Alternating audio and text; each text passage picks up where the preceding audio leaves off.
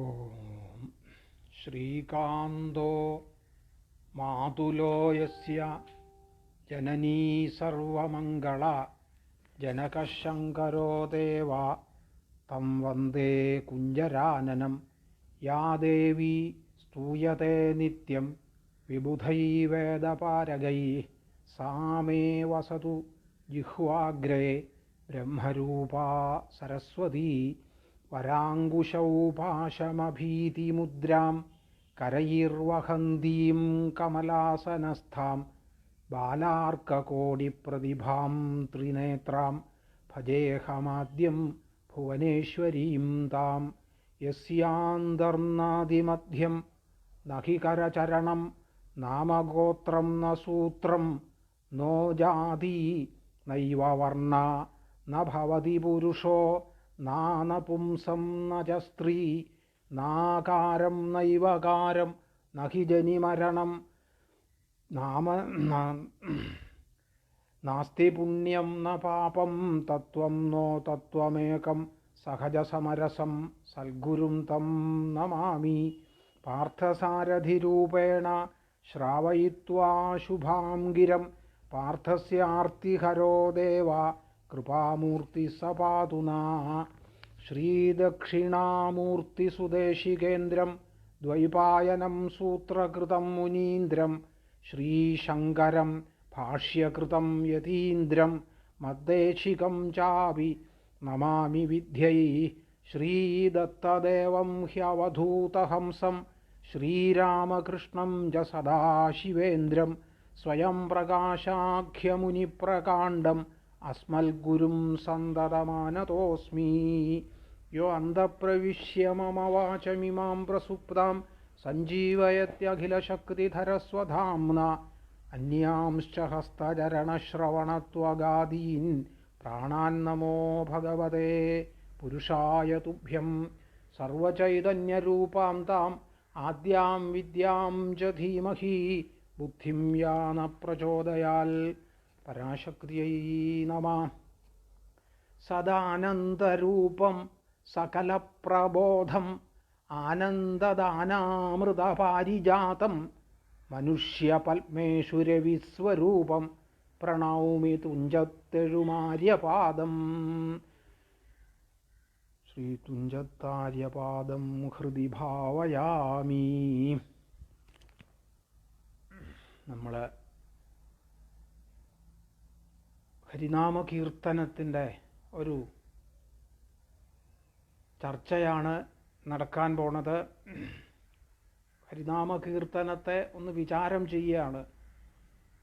കുറച്ച് ദിവസങ്ങൾ കൊണ്ട് അത് നമ്മൾ വിചാരം ചെയ്യാമെന്ന് ആഗ്രഹിക്കണു.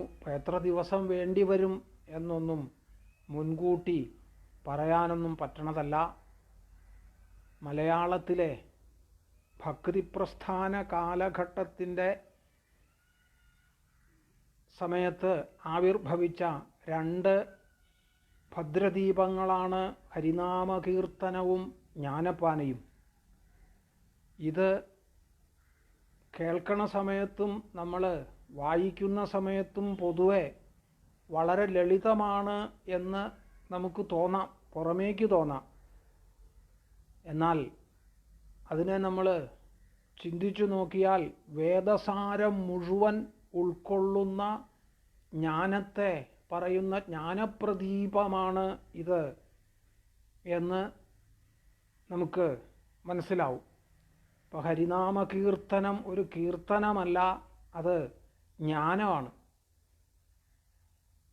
പരമലക്ഷ്യം ഈശ്വര സാക്ഷാത്കാരമാണ് എന്ന് ബോധ്യപ്പെടുത്തണ ഒരു കൃതിയാണ് ഇത്. തുഞ്ചത്ത് ആചാര്യൻ്റെ കൃതികൾ രാമായണമുണ്ട്, ഭാരതം കിളിപ്പാട്ടുണ്ട്, മഹാഭാഗവതമുണ്ട്. അപ്പം അങ്ങനെ ആചാര്യൻ്റെ പല കൃതികളുമുള്ളതിൽ ഏറ്റവും പ്രാധാന്യം അർഹിക്കുന്ന ഒരു കൃതിയാണ് ഈ ഹരിനാമകീർത്തനം എന്ന് പറയാം. ഇതിനെ സജ്ജനങ്ങൾ വിശേഷിപ്പിക്കുന്നത് മലയാളത്തിലെ രണ്ട് മാമറകളാണ് എന്നാണ്. മലയാളത്തിലുള്ള രണ്ട് മാമറകളാണ്, ഒന്ന് ജ്ഞാനപ്പാനയും ഒന്ന് ഹരിനാമ കീർത്തനവും. മറ എന്ന് വെച്ചാൽ വേദം എന്നാണ് അർത്ഥം. ഇപ്പോൾ മാമറ എന്ന് വെച്ചാലോ ഉപനിഷത്ത് എന്നർത്ഥം. ഇപ്പോൾ ലോകത്തിൻ്റെ പരമസത്യം എന്താണോ അത് ശാസ്ത്രീയമായി വെളിപ്പെടുത്തുന്ന വേദഭാഗമാണ് ഉപനിഷത്ത്. അതുകൊണ്ട് ഉപനിഷത്തിനെ മാമറകൾ എന്ന് പറയാറുണ്ട്. വേദം എന്ന് വെച്ചാൽ അറിവ് എന്ന് മാത്രം അർത്ഥം. അപ്പോൾ അറിവിന് അവസാനം കുറിക്കുന്നതാണ് ഉപനിഷത്ത്. അതുകൊണ്ട് അതിനെ വേദാന്തം എന്ന് പറയാറുണ്ട്. അപ്പോൾ അറിവിൻ്റെ ഒരവസാനം എവിടെ എത്തിയാലാണോ പൂർണ്ണത നമുക്ക് വരണത്, എന്തറിഞ്ഞാലാണോ എല്ലാം അറിഞ്ഞു എന്ന് നമുക്ക് ബോധ്യം വരണത്, പിന്നെ ഒന്നും അറിയാനില്ല. സകല ജിജ്ഞാസകളും അവിടെ അടങ്ങിപ്പോവും ആ അറിവ് വരുമ്പോൾ. ഇപ്പോൾ അനവധി തരത്തിൽ ജിജ്ഞാസകളെ ശാസ്ത്രം പറയും. ഒന്ന് ജ്ഞാനനിവൃത്തി, അതുപോലെ കർമ്മനിവൃത്തി, ഭയനിവൃത്തി,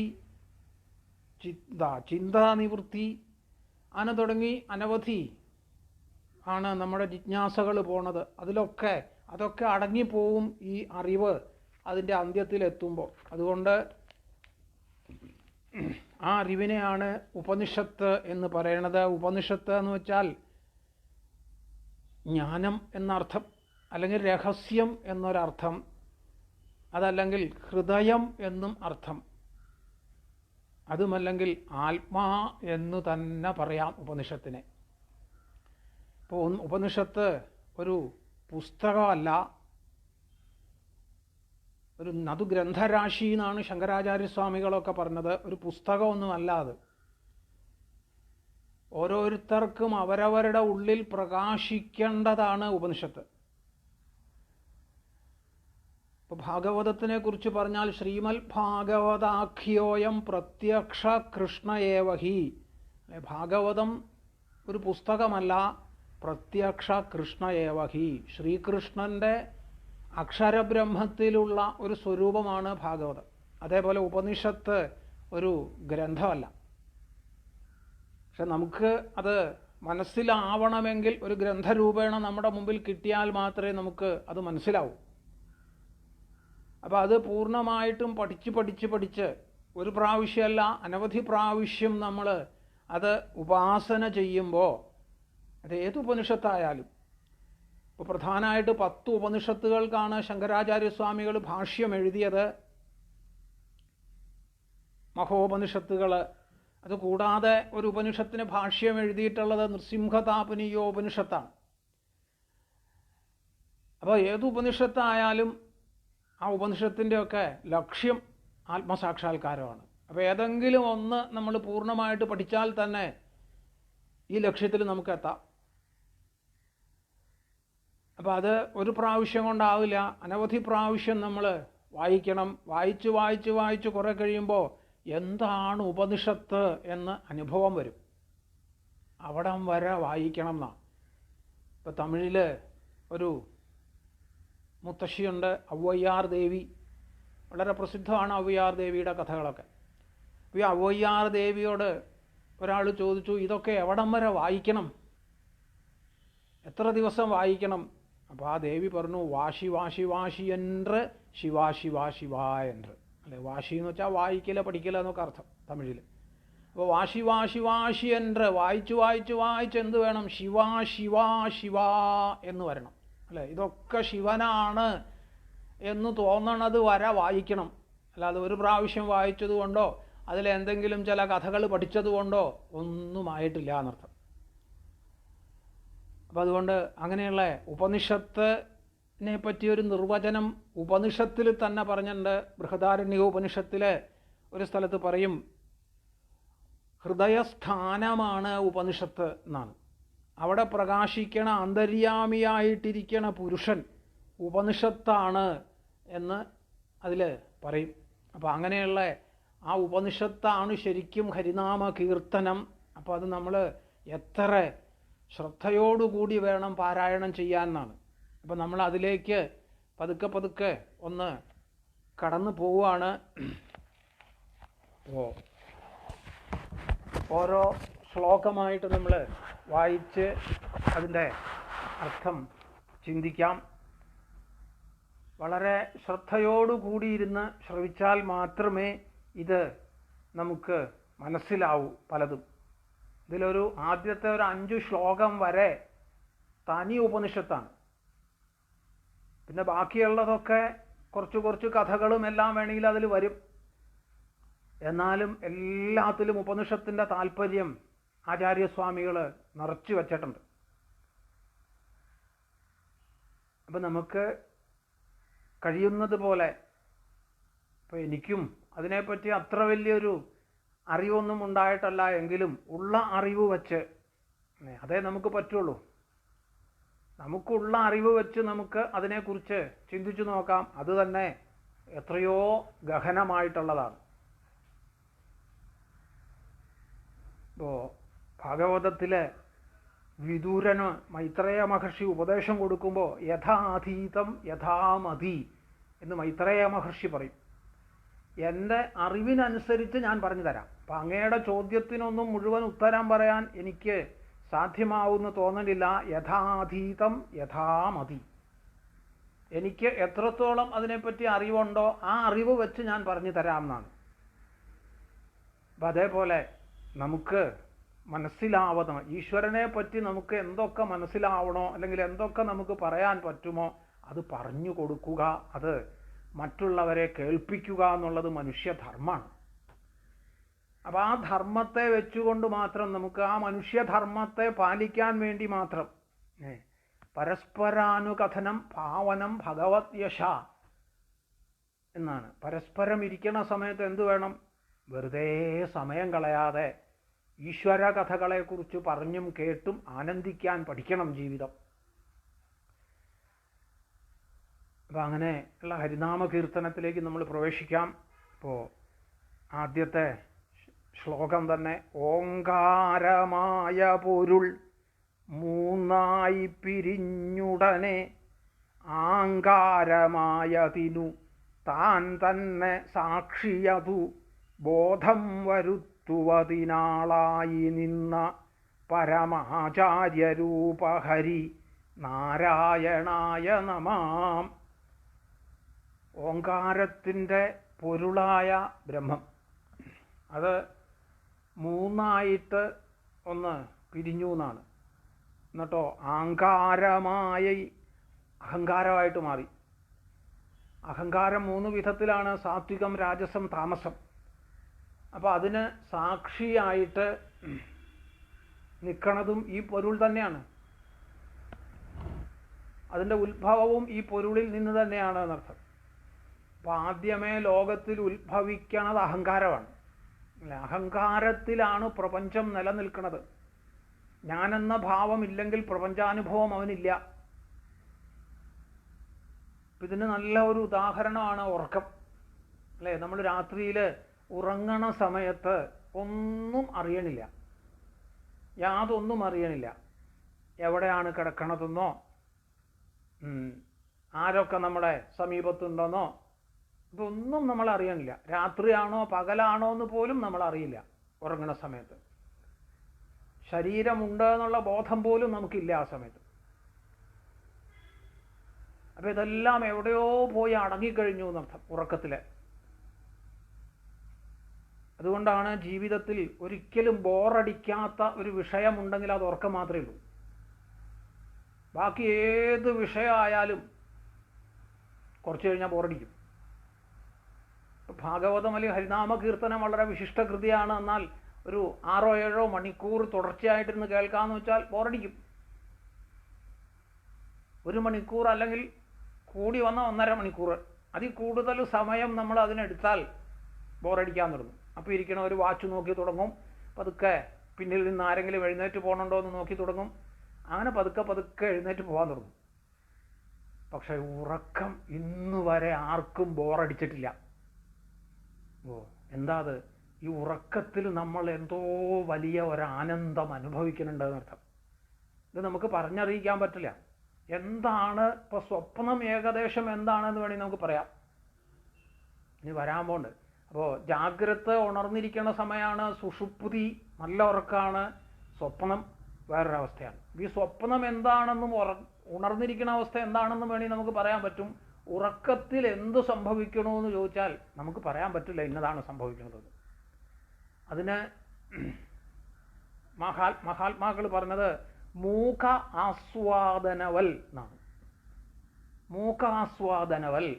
ഇപ്പോൾ സംസാരിക്കാൻ വയ്യാത്ത ഒരാൾ, അയാൾക്ക് നല്ല ഒരു സദ്യ കൊടുക്കുക, നല്ല പായസമൊക്കെ കൂട്ടിയിട്ട് നല്ല സദ്യ.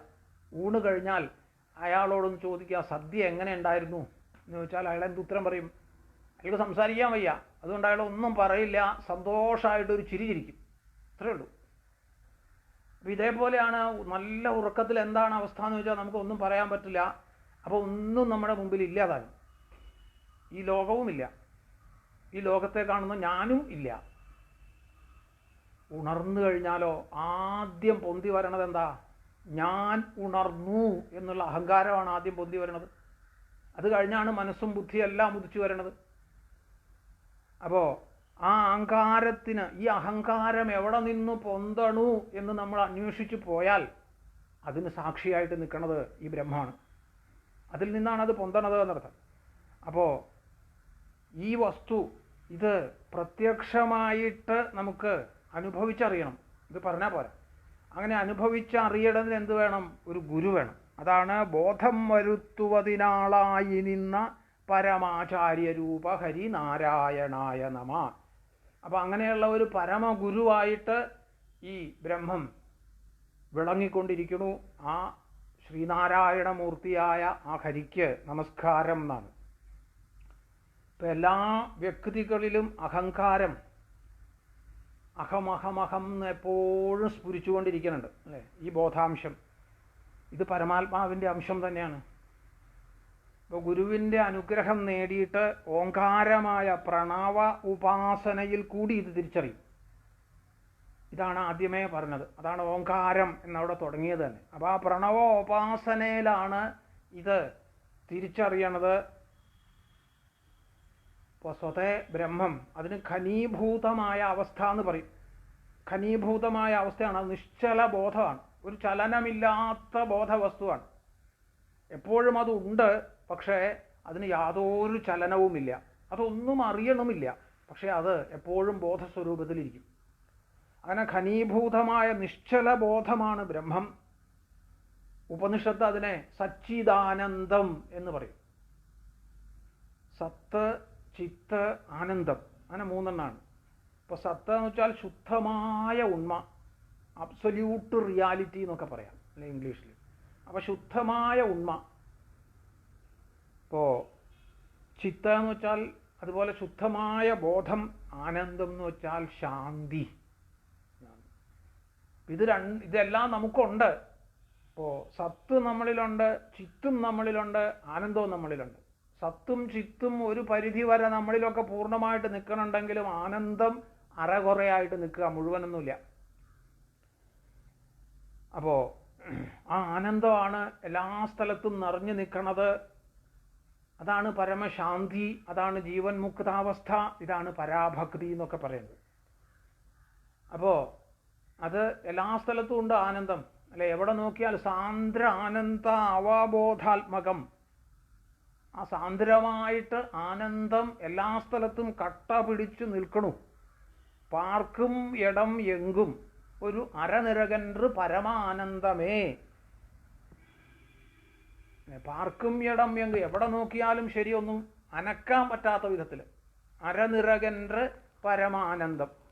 ഈ ആനന്ദം എവിടെ നോക്കിയാലും അനക്കാൻ പറ്റാത്ത വിധത്തിൽ ഇങ്ങനെ ചേർന്ന് നിൽക്കണമെന്നർത്ഥം. അതിന് വിടവില്ല. ആ ആനന്ദത്തിലാണ് വാസ്തവത്തിൽ ഈ പ്രപഞ്ചം നിൽക്കുന്നത്. ഉപനിഷത്ത് പറയണു, ആനന്ദാദ്യേവ ഖല്ലു ഇമാനി ഭൂതാനി ജായന്തെ ആനന്ദേന ജാതാനി ജീവന്തി ആനന്ദം പ്രയന്തി അഭിവിശന്തി. അപ്പോൾ ഖല്ലു ഇമാനി ഭൂതാനി ജായന്തെ, ആനന്ദത്തിൽ ഇത് ഉത്ഭവിക്കണു. ആനന്ദേന ജാതാനി ജീവന്തി, ഈ ഉത്ഭവിച്ചതെല്ലാം ആനന്ദത്തിൽ തന്നെ നിലനിൽക്കണു. ആനന്ദം പ്രയന്തി അഭിവിശന്തി, അവസാനം അടങ്ങണതും ഈ ആനന്ദത്തിൽ തന്നെ എന്നർത്ഥം. പക്ഷെ അതിനെ എങ്ങനെ നമ്മൾ അറിയും ഈ ആനന്ദത്തിനെ? അത് കാണാനൊന്നും പറ്റില്ല, കാരണം ഇന്ദ്രിയ ഗോചരമല്ല. കണ്ണാലെ പാക്ക മുടിയാതെ, കാതാലെ കേക്ക മുടിയാതെ, മൂക്കുകൊണ്ട് മണത്തറിയാൻ പറ്റില്ല, കണ്ണുകൊണ്ട് കണ്ടറിയാനും പറ്റില്ല. ഇത് ഒളിയല്ല, ചുവയല്ല, മണമല്ല, ചിന്തിക്ക മുടിയാതെ, അല്ലേ? ഇത് ഒരു പ്രത്യേക പ്രകാശമല്ല. ഇന്ന തരത്തിലുള്ള പ്രകാശമാണെന്ന് വെച്ചാൽ നമുക്ക് വേണമെങ്കിൽ കണ്ണുകൊണ്ട് കാണാൻ പറ്റും. അതുകൊണ്ട് അങ്ങനെ ഒരു പ്രകാശമല്ല. പിന്നെ ഏതെങ്കിലും ഒരു പ്രത്യേക രസം അല്ല, അങ്ങനെയാണെങ്കിൽ നാവുകൊണ്ട് അറിയാൻ പറ്റും. ഒരു പ്രത്യേക ഗന്ധം അതുമല്ല, മൂക്കുകൊണ്ട് അറിയാൻ പറ്റും ഗന്ധമാണെങ്കിൽ. അപ്പോൾ അതിനെ ചിന്തിക്ക മുടിയാതെ. പക്ഷേ കണ്ണുകൊണ്ട് കാണാൻ പറ്റണില്ലെങ്കിലും കണ്ണിനെ കാണിക്കുന്നത് അതാണ്. അല്ലേ? ചക്ഷുഷ ഏന ചക്ഷൂംഷി പശ്യതി, ചക്ഷുഷ ഏന പശ്യതി, ഏന ചക്ഷൂംഷി പശ്യതി എന്ന് ഉപനിഷത്തിലൊക്കെ പറയും.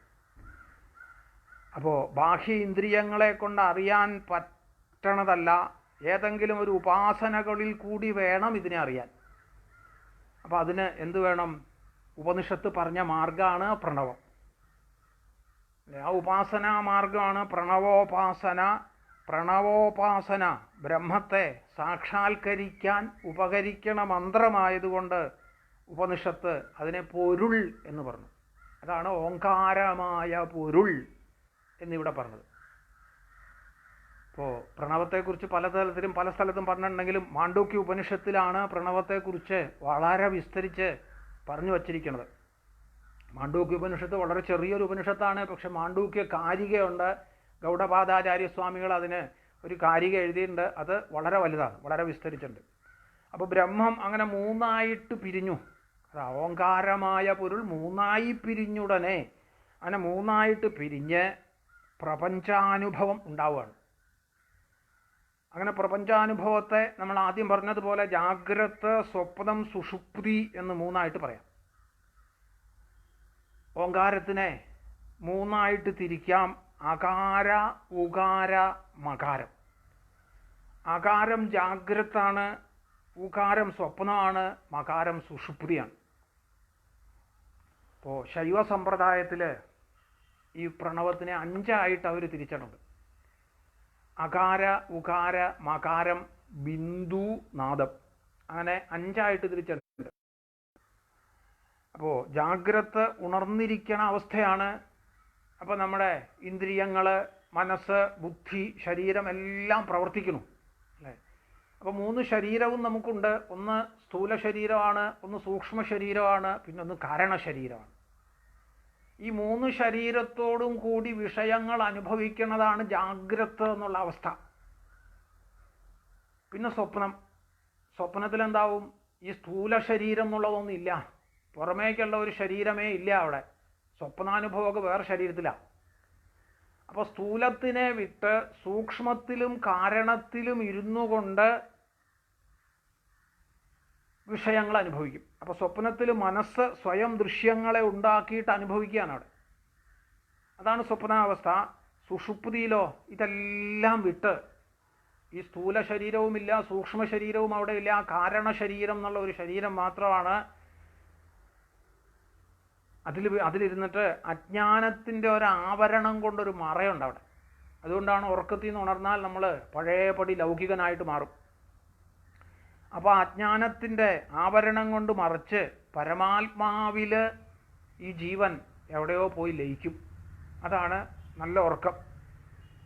അപ്പോൾ പ്രണവം എന്ന് വെച്ചാൽ എന്താ? ശിവപുരാണത്തിലൊക്കെ പ്രണവത്തിന് നിർവചനം കൊടുത്തത് പ്രാ എന്ന് വെച്ചാൽ പ്രകൃതിയിൽ ജനിച്ചവർ എന്നർത്ഥം. നവം എന്ന് വെച്ചാൽ പുതിയ തോണി എന്നർത്ഥം. അപ്പോൾ പ്രകൃതിയിൽ ജനിച്ച നമുക്കൊക്കെ ഈ സംസാര സമുദ്രം കടക്കാനുള്ള ഒരു പുതിയ തോണിയാണ് പ്രണവം. പ്ര എന്ന് വെച്ചാൽ പ്രകൃതിയിലുള്ള ജീവിതം എന്നർത്ഥം. നാ എന്ന് വെച്ചാൽ ഇല്ല എന്നർത്ഥം. വാ എന്ന് വെച്ചാൽ നിങ്ങൾക്ക് എന്നർത്ഥം. അപ്പോൾ പ്രണവോപാസന ചെയ്യണവർക്ക് എന്താവും? ഈ പ്രകൃതിയിലുള്ള ജീവിതം, സംസാരബന്ധം ഇല്ല എന്നർത്ഥം. പിന്നെ പ്രണവം വീണ്ടും വീണ്ടും പുതിയതാക്കണത്. നവം എന്ന് വെച്ചാൽ പുതിയത്. അപ്പോൾ സാധകനെ ശുദ്ധനാക്കുന്ന, പുതിയതാക്കുന്ന മന്ത്രം ആണ് പ്രണവം. അപ്പോൾ പ്രണവം രണ്ട് തരത്തിൽ നമുക്ക് പറയാം. ഒന്ന് സ്ഥൂലമായ ഒരു പ്രണവമുണ്ട്, ഒന്ന് സൂക്ഷ്മമായ പ്രണവവുമുണ്ട്. ഇപ്പോൾ സ്ഥൂലമായ പ്രണവം എന്ന് വെച്ചാൽ പഞ്ചാക്ഷരമാണ് എന്നാണ് ശിവപുരാണത്തിൽ പറഞ്ഞത്. സൂക്ഷ്മമായ പ്രണവമാണ് നമ്മൾ പറയണ ഓങ്കാരം.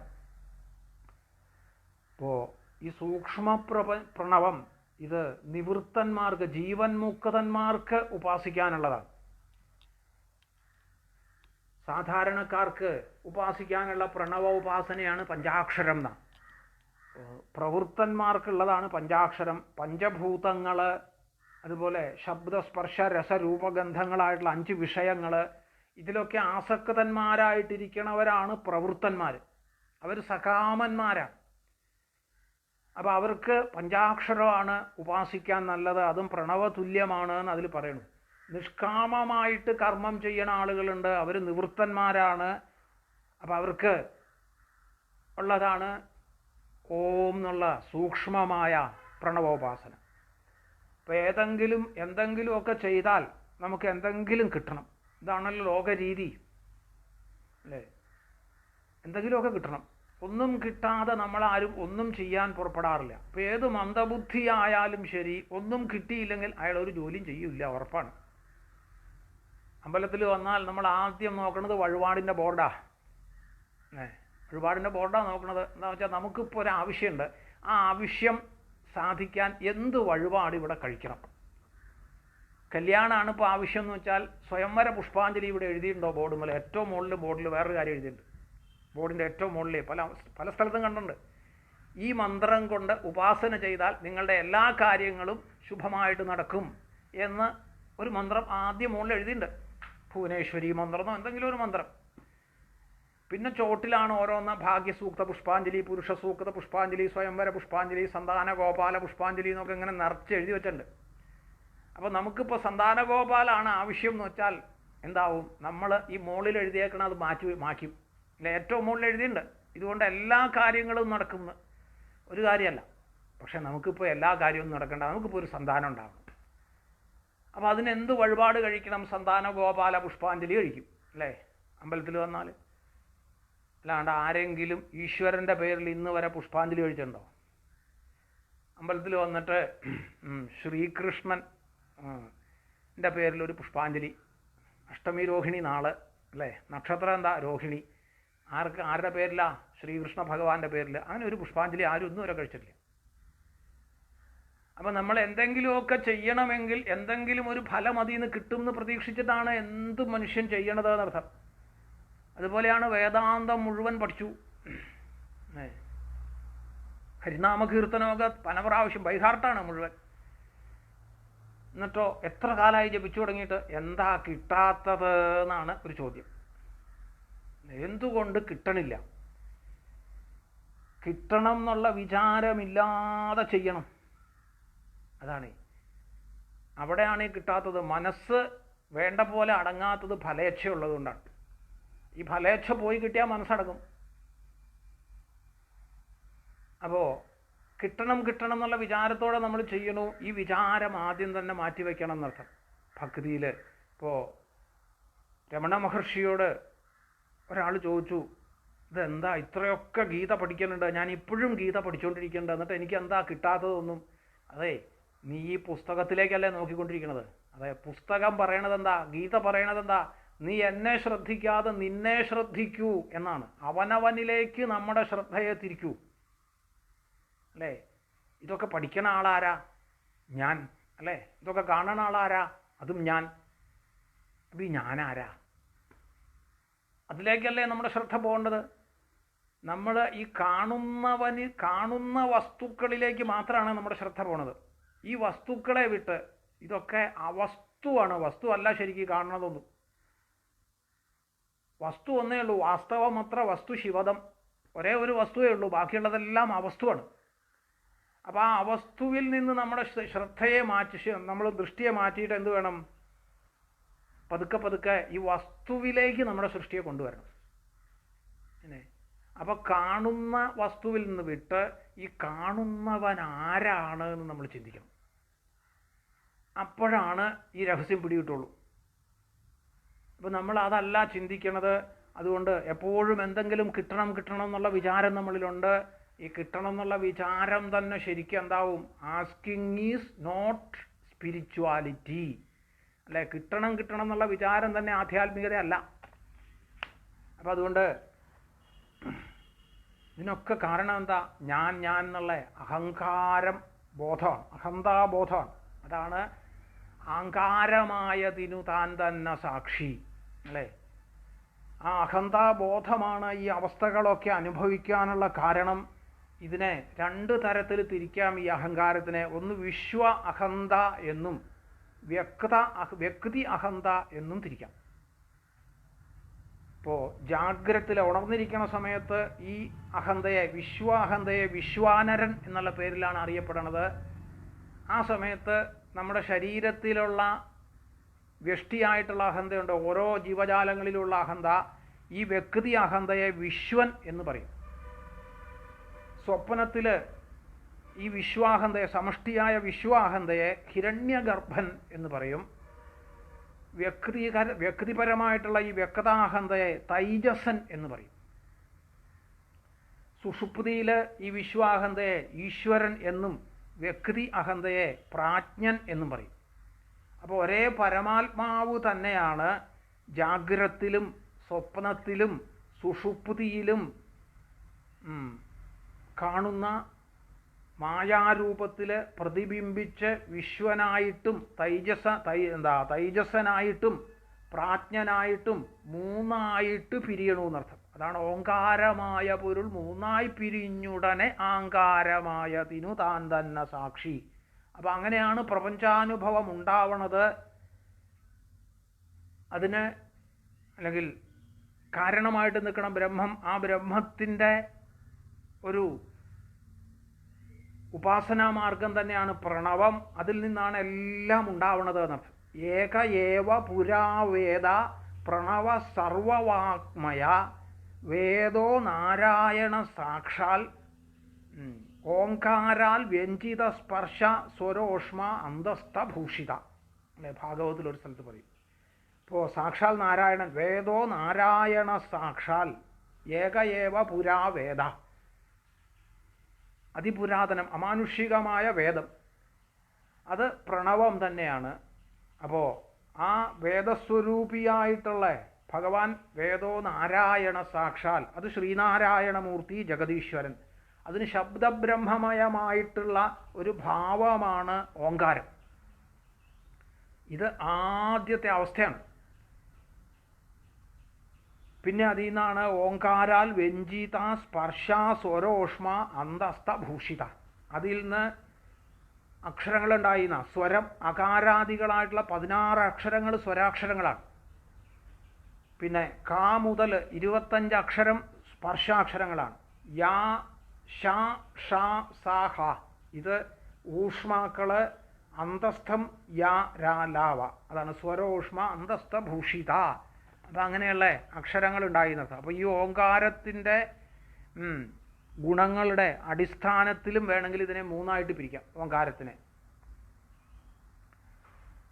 ഇപ്പോൾ സത്വ ഗുണമുണ്ട്, രജോ ഗുണമുണ്ട്, തമോ ഗുണമുണ്ട് ഈ അഹങ്കാരത്തിന്. അപ്പോൾ ആ അഹങ്കാരത്തിൻ്റെ അല്ലെങ്കിൽ ഈ ഓങ്കാരത്തിനും ഉണ്ട് അത്. അപ്പോൾ ആ ഓങ്കാരത്തിനെ മൂന്നായിട്ട് പിരിക്കാം. സത്വഗുണം പ്രകാശമാണ്, രജോ ഗുണം പ്രവൃത്തിയാണ്, തമോ ഗുണം മോഹമാണ്. അതിൽ ഓങ്കാരത്തിൽ അകാരം വിഷ്ണുവായിട്ടും ഉകാരം ബ്രഹ്മാവായിട്ടും മകാരം ശിവനായിട്ടും. അതിനൊക്കെ സാക്ഷിയായിട്ട് നിൽക്കണതോ താൻ തന്നെ സാക്ഷി. അതിന് താൻ തന്നെ സാക്ഷി. ആ ബ്രഹ്മം തന്നെയാണ് ഇതിനൊക്കെ സാക്ഷിയായിട്ട് നിൽക്കുന്നത്. പരമാത്മാവ് സാക്ഷിരൂപേണ വർത്തിക്കുന്ന സ്വരൂപമാണ്, അല്ലേ? പരമാത്മാവ്. ഇപ്പോൾ സൂര്യൻ ആകാശത്തിൽ നിൽക്കുന്നുണ്ട്. അനവധി പാത്രങ്ങൾ നമ്മൾ ഭൂമിയിൽ വച്ചിട്ട് അതിലൊക്കെ വെള്ളം നിറച്ച് വെച്ചാൽ, എത്ര പാത്രത്തിൽ ജലം വച്ചാലും അതിലെല്ലാം സൂര്യൻ പ്രതിഫലിക്കും, എല്ലാത്തിലും പ്രതിഫലിക്കും. പാത്രത്തിൻ്റെ വ്യത്യാസം അനുസരിച്ച് ഈ പ്രതിഫലനത്തിന് മാറ്റങ്ങളുണ്ടാവും. ഇപ്പോൾ പാത്രത്തിലെ വെള്ളം ഇളക്കിയാലോ ഈ പ്രതിഫലനവും ചലിക്കും. എന്നാൽ പ്രതിബിംബത്തിന് വ്യത്യാസം വരാം എന്നല്ലാതെ പാത്രം ചലിച്ചാൽ പ്രതിബിംബമായ സൂര്യൻ ചലിക്കും, പക്ഷെ ബിംബമായ സൂര്യന് ഒരു ചലനവുമില്ല. അതിതെല്ലാം കണ്ടുകൊണ്ടൊരു സാക്ഷി രൂപേണ നിൽക്കും. അപ്പോൾ ഒരു വിളക്കിൻ്റെ പ്രകാശത്തിലാണ് നമ്മൾ പലതും ചെയ്യണത്. വിളക്ക് കൊളുത്തി വെച്ചിട്ട് അതിൻ്റെ മുമ്പിലിരുന്ന് നമ്മൾ നാമം ജപിക്കണു, ഭാഗവതം വായിക്കണു, കള്ളക്കണക്ക് എഴുതണു, എല്ലാം വിളക്കിൻ്റെ പ്രകാശത്തിൽ ചെയ്യണു. പക്ഷെ വിളക്കിന് ഇത് വല്ലതും ബാധകമാവുന്നുണ്ടോ? വിളക്ക് നമുക്ക് പ്രകാശം തരും, ഇതൊക്കെ ചെയ്യാൻ പ്രകാശം തരും. ചെയ്യണത് നമ്മളാണ്. അത് നമ്മുടെ ഇഷ്ടം പോലെ നമുക്ക് ചെയ്യാം. നല്ലത് വേണമെങ്കിൽ നമുക്ക് നല്ലത് ചെയ്യാം, ചീത്ത വേണമെങ്കിൽ നമുക്ക് ചീത്ത ചെയ്യാം. ഇതിനെല്ലാം വിളക്ക് പ്രകാശം തരും. പക്ഷെ വിളക്കൊരു സാക്ഷിയാണ്. അതേപോലെ താൻ തന്നെ സാക്ഷി, അതെ, അതുപോലെ ആത്മാവ് സാക്ഷിയായിട്ട് നിൽക്കണു. അപ്പം അങ്ങനെയുള്ള ആ ആത്മാവിനെ നമുക്ക് അറിയണമെങ്കിൽ എന്ത് വേണം? ഇത് പ്രസംഗം കൊണ്ടൊന്നും അറിയാൻ എളുപ്പമല്ല എന്നർത്ഥം. പ്രസംഗം കുറെ ചെയ്തുകൊണ്ട് അറിയൊന്നുമില്ല. ഇപ്പോൾ 1 മണിക്കൂർ നേരം നമ്മളിരുന്ന് ആത്മാവിനെ കുറിച്ച് പ്രസംഗിക്കാം, പക്ഷേ എന്തൊക്കെയോ കേട്ടു, അല്ലെ? ആശ്ചര്യവൽ പശ്യതി കശ്ചിതേനം, ഗീതയിലൊക്കെ ഭഗവാൻ പറയും. ചിലർ ആശ്ചര്യമായിട്ടുള്ള എന്തിനെക്കുറിച്ചോ പറയണത് പോലെ ഇങ്ങനെ പറഞ്ഞുകൊണ്ടേ ഇരിക്കും ആത്മാവിനെക്കുറിച്ച്. ചിലർ ഏതോ ഒരു അത്ഭുത വസ്തുവിനെക്കുറിച്ച് കേൾക്കണത് പോലെ കേട്ടുകൊണ്ടിരിക്കും. ചിലർ ഏതോ ഒരു അത്ഭുത വസ്തുവിനെ കാണുന്നത് പോലെ ഇങ്ങനെ കണ്ടുകൊണ്ടിരിക്കും. പക്ഷേ ഇതിനെ അറിഞ്ഞവരാരുമില്ല. അത് ഞാൻ മാത്രമേ ഉള്ളൂ. ഭഗവാനെ അറിഞ്ഞ ആൾ ഭഗവാൻ മാത്രമേ ഉള്ളൂ, അല്ലാണ്ട് വേറെ ആരുമില്ല. നമ്മളാരും അറിഞ്ഞിട്ടേ ഇല്ല. അറിഞ്ഞ ആൾ ഭഗവാൻ മാത്രമേ ഉള്ളൂ. ഇനി വേറൊരാൾ അറിഞ്ഞാലോ അയാളും ഭഗവാനായിട്ട് തീരും. അയാളും ഭഗവാനായിട്ട് തീരും അറിഞ്ഞാൽ. അപ്പോൾ ബ്രഹ്മജ്ഞാനിയായ ഒരാൾ ബ്രഹ്മജ്ഞാനിയായ ബ്രഹ്മം തന്നെയാവും എന്നാണ് ഉപനിഷത്തെല്ലാം പറയുക. അപ്പോൾ അതുകൊണ്ട് ഇത് നമുക്ക് ബോധം വരണം, അല്ലെ? ഈ അനുഭവം വരണം. ഇതിനെന്ത് വേണം? അതിന് ഗുരുകാരുണ്യം വേണം. അതാണ് ബോധം വരുത്തുവതിനാളായി നിന്ന പരമാചാര്യരൂപ ഹരിനാരായണായ നമ. അപ്പോൾ ജീവാത്മാ പരമാത്മാ ഐക്യം തന്നെയാണ് മോക്ഷം എന്ന് വേദാന്തം പറയുന്നു. ഇത് നേടണമെങ്കിൽ എന്ത് വേണം? ജീവൻ എന്താണ്, ബ്രഹ്മം എന്താണ്, ഇത് രണ്ടും തമ്മിലുള്ള ബന്ധം എന്താണ്, ഇതൊക്കെ അറിയണം. ഇത് പുസ്തകത്തിൽ നിന്ന് അറിഞ്ഞാൽ പോരാ, അനുഭവത്തിൽ വരണം. അതാണ് ബോധം വരൽ, അനുഭവത്തിൽ വരണം. നതു പുസ്തകേ സതു മസ്തകേ, അല്ലെ? ഇത് തലയിലാവണം. അപ്പം അതിനാണ് ഗുരുവിൻ്റെ ആവശ്യം. അതിന് സഹായിക്കണ ഗുരു ശിഷ്യനെ സംബന്ധിച്ചിടത്തോളം ഈശ്വരൻ തന്നെയാണ്. ഇപ്പോൾ ഗുരു എന്തു ചെയ്യും? അവനവനിൽ തന്നെ ഉറങ്ങിക്കിടക്കണ ഈ ശക്തിയെ ഉണർത്തും. അതാ, തൻ്റെ ഉള്ളിൽ ഉറങ്ങിക്കിടക്കണ ശക്തിയെ ഉണർത്തിത്തരികയാണ്, ഉണർത്തിവിടുകയാണ് ഗുരു ചെയ്യണത്. അല്ലാതെ പുറമേ നിന്നൊരു ശക്തിയെ ഉള്ളിലേക്ക് കൊണ്ടുവരലല്ല. ഈശ്വരനെ എവിടുന്നെങ്കിലും പുറമേ നിന്ന് കൊണ്ടുവരാനുള്ളതല്ല, നമ്മുടെ ഉള്ളിൽ തന്നെ ഉള്ളതാ. സിദ്ധത്വാദിഹ സർവദ, അല്ലെ? എപ്പോഴും നമുക്ക് കിട്ടിയ വസ്തുവാണിത്. ആ കിട്ടിയ വസ്തുവിനെ പിന്നെ കൊണ്ടുവരാനുണ്ടോ എവിടുന്നെങ്കിലും? ഒന്നുമില്ല. അപ്പം അതിനെ നമ്മൾ അത് തന്നെയാണെന്ന് ബോധ്യപ്പെടുത്തി തരൽ മാത്രമാണ് ഗുരു ചെയ്യണത്. അപ്പോൾ ഉള്ളിൽ ഉറങ്ങിക്കിടക്കുന്ന ശക്തിയെ ഒന്ന് ഉണർത്തിവിടും. അല്ലാതെ പുറമേ നിന്ന് ഒരു ശക്തിയെ കൊണ്ടുവരലല്ല എന്നർത്ഥം. അതാണ് ബോധം വരുത്തുവതിനാളായി നിന്ന്. ആ ബോധം വരുത്തി തരികയാണ്, അതുകൊണ്ട് ബോധം കൊണ്ടുവരണ ആളല്ല. ഇപ്പോൾ അവനവനിൽ തന്നെ ഈ ശക്തി ഉണ്ട് എന്നുള്ളത് നമുക്ക് അറിയണമെങ്കിൽ എന്ത് വേണം? ഒരാൾ പറയണം, വേണ്ടേ? നമ്മൾ അതാണ് എന്ന് അറിഞ്ഞാൽ മാത്രമേ നമ്മൾ രക്ഷപ്പെടുള്ളൂ. അതാണെന്ന് അറിയാത്തിടത്തോളം കാലം നമ്മൾ രക്ഷപ്പെടാനൊന്നും പോണില്ല. പല കഥകൾ, ഇപ്പോൾ വിവേകാനന്ദ സ്വാമികൾ തന്നെ ഒരു രസകരമായിട്ടൊരു കഥ പറയും. ഒരു സ്ഥലത്ത് ഒരു സിംഹം, നമ്മൾ കേട്ടിട്ടുള്ള കഥയാവും. ഒരു സിംഹം ഒരു കാട്ടിൽ, അപ്പോൾ അത് ആ കാട്ടിൽ വെച്ച് പ്രസവിച്ചു. അപ്പോൾ അവിടെ കുറേ ആടുകളുണ്ട്. ഈ ആടിനെ നോക്കണ കുറച്ച് ആളുകളും ആ കാട്ടിൽ വരും ഈ ആടിനെ തീറ്റാൻ വേണ്ടിയിട്ട്. അപ്പോൾ ഈ സിംഹം പ്രസവിച്ചത് ഈ ആടുകളൊക്കെ നിൽക്കണതിൻ്റെ ഏതാണ്ട് സമീപത്തായിരുന്നു. അപ്പോൾ അതിനെ നോക്കണ ആളുകളൊക്കെ ഓടി വന്നപ്പോൾ ഈ സിംഹം ഭയപ്പെട്ട് ഓടി തൻ്റെ കുഞ്ഞിനെ അവിടെ ഇട്ടിട്ട്. അപ്പോൾ ഈ ആടിനെ നോക്കുന്ന ആളുകൾ ആ സിംഹക്കുട്ടിയെ എടുത്തുകൊണ്ട് പോയി വളർത്തി. അത് ആടുകളുടെ കൂട്ടത്തിൽ വളരാൻ തുടങ്ങി. ആടുകളെ പോലെ മേന്ന് കരയാൻ തുടങ്ങി, പുല്ല് തിന്നാൻ തുടങ്ങി. അങ്ങനെ കുറച്ച് കഴിഞ്ഞപ്പോൾ ഈ അമ്മ സിംഹം തൻ്റെ കുഞ്ഞിനെ അന്വേഷിച്ച് ഇങ്ങനെ നടന്നു കാട്ടിൽ കൂടി. ഒരു ദിവസം ഈ ആടുകളുടെ കൂട്ടത്തിൽ കണ്ടുമുട്ടി. അതവിടെ ചെന്ന് പതുക്കെ ഈ സിംഹത്തിനെ കടിച്ചെടുത്തു, ഈ സിംഹക്കുട്ടിയെ. അപ്പോൾ ആ സിംഹക്കുട്ടി പറഞ്ഞു, അയ്യോ എന്നെ കൊല്ലരുത്, ഞാൻ ആടാണ്. നീ ആടൊന്നും അല്ല, നീ ആരാന്ന് ഞാൻ മനസ്സിലാക്കി തരാം, എൻ്റെ കൂടെ വാ എന്നും പറഞ്ഞ് പിടിച്ചു വലിച്ചു കൊണ്ടുപോയി ഒരു നദിയുടെ തീരത്ത് കൊണ്ടുപോയി നിർത്തിയിട്ട് വെള്ളത്തിലേക്ക് നോക്കാൻ പറഞ്ഞു. നോക്കി. ഇപ്പോൾ നിൻ്റെ മുഖവും എൻ്റെ മുഖവും ഒരുപോലെയല്ലേ ഇരിക്കണത്? അതെ. ആടിൻ്റെ മുഖം പോലെ ഇങ്ങനെ കൂർത്ത മുഖമാണോ നിൻ്റെ മുഖം? അല്ല. എൻ്റെ മുഖം പോലെയല്ലേ? അതെ. അപ്പം ഞാനും നീയോ ഒന്നല്ലേ? അതെ. അതുകൊണ്ട് നീ ഇനി ആട് കരയണത് പോലെ മേ മേ മേന്ന് കരയരുത്, ഞാൻ ഗർജിക്കണ പോലെ ഗർജിക്കണം എന്ന് പറഞ്ഞു. ഈ സിംഹം ഒന്ന് ഗർജിച്ചു. ഈ സിംഹക്കുട്ടി അതുപോലെ ഒന്ന് ഗർജിച്ചപ്പോൾ ഈ ആട്ടുംകുട്ടികളൊക്കെ പേടിച്ച് ഓടിയ വഴിയിൽ പിന്നെ പുല്ലുണ്ടായിട്ടില്ല. അപ്പോൾ എന്താ, അവനവൻ ആരാണ് എന്ന് മനസ്സിലാവാത്തത് കൊണ്ടാണ് നമ്മുടെ പ്രശ്നം മുഴുവൻ. ഇതിനൊരു ഗുരു വേണം. അപ്പോൾ അങ്ങനെയുള്ള ആ ഗുരു ഭഗവാൻ തന്നെ എന്നർത്ഥം അല്ലേ. ഇതിനു വേണ്ടി അനവധി പ്രമാണങ്ങൾ നമുക്ക് പുരാണങ്ങളിൽ നിന്നും പല സ്ഥലത്തുനിന്നും എടുക്കാൻ പറ്റും. ഭാഗവതത്തിൽ പല സ്ഥലത്തും ഇതിന് വർണ്ണനകളുണ്ട്. ഒരു സ്ഥലത്ത് പറയണു, അനാദ്യ അവിദ്യോപഹതാത്മസംവിദ തന്മൂല സംസാര പരിശ്രമാതുര യദൃച്ഛയേഹോപസൃതായ മാപ്നുയു വിമുക്തിതോന പരമോ ഗുരുർ ഭവാൻ അല്ലേ. അനാദ്യവിദ്യോപഹതാത്മസംവിദ, എല്ലാ ദുഃഖത്തിനും കാരണം അവിദ്യയാണ്, അജ്ഞാനമാണ്. ഈ അവിദ്യ അനാദിയുമാണ്. അതെന്നുണ്ടായി എന്നൊന്നും പറയാൻ പറ്റില്ല. അപ്പോൾ ആ അവിദ്യ അനാദിയാണ്. ഇപ്പോൾ ഭഗവാൻ ഭാഗവതത്തിൽ ഉദ്ധവന് ഉപദേശം കൊടുക്കുമ്പോൾ പറയും, വിദ്യ അവിദ്യേ മമ തനു വിദ്ധി ഉദ്ധവ ശരീരിണാം മോക്ഷബന്ധകരീ ആദ്യേ മായയാമേ വിനിർമ്മിത. ഈ വിദ്യയും അവിദ്യയും മായയുടെ കാര്യമാണ്. വിദ്യ അവിദ്യയെ മമ തനു, ഇത് രണ്ടും എൻ്റെ ശക്തി തന്നെയാണ്. അത് നിത്യമല്ല, കാരണം അത് മായയുടെയാണ്. നിത്യം ഈശ്വരൻ മാത്രമേ ഉള്ളൂ. അപ്പോൾ അവിദ്യ കൊണ്ട് എന്താവും? ആത്മജ്ഞാനം നഷ്ടപ്പെടും.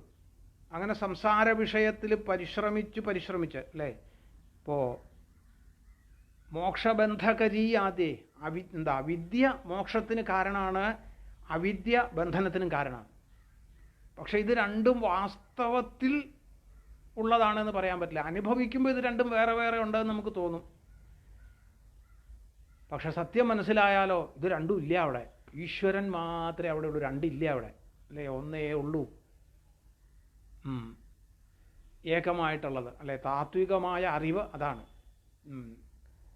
ഇപ്പോൾ ഏകമായ വസ്തു മാത്രമേ ഉള്ളൂ എന്ന് അറിയലാണ് താത്വികമായിട്ടുള്ള അറിവ്.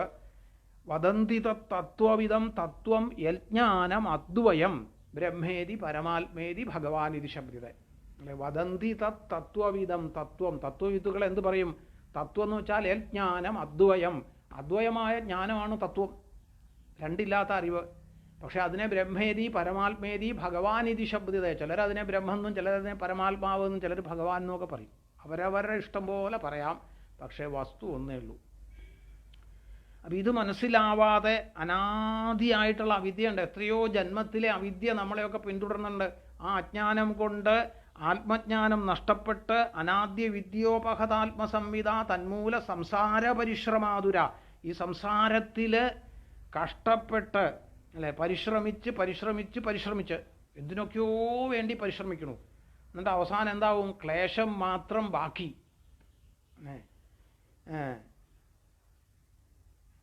പരിശ്രമ ആതുര അല്ലെ, ആതുരന്മാരായിട്ട് ക്ലേശം മാത്രം ബാക്കിയായിട്ട് തീർന്നു.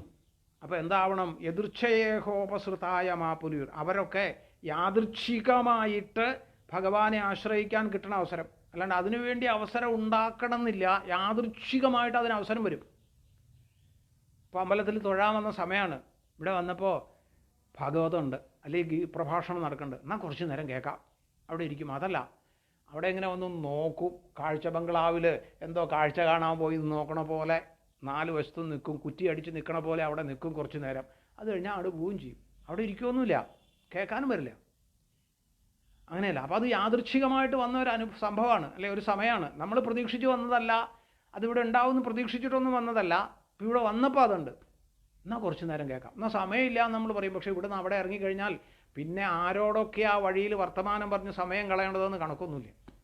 എത്ര നേരം വേണമെങ്കിലും അയ്യോ സമയം ഇത്രയായി എന്ന് അറിഞ്ഞില്ല കേട്ടോ, ഇന്ന് എപ്പോഴാണ് ഇനി ബസ് കിട്ടി ഞാനവിടെ ചെല്ലണത്, അല്ലേ? ആ സമയം ഇവിടെ ഇരുന്നാൽ പോരെ? അത് തോന്നില്ല.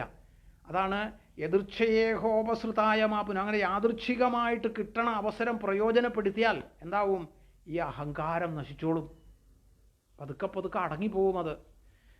അങ്ങനെ കാരണം അഹങ്കാരഗ്രന്ഥികളെ ഭേദിച്ച്, അല്ലേ, വിമുക്തിതോന പരമോ ഗുരുർഭവാൻ, അങ്ങനെയുള്ള അഹങ്കാരഗ്രന്ഥികളെ ഇല്ലാണ്ടാക്കിയിട്ട് മോചനം തരണ ഗുരുവാണ് ഭഗവാൻ.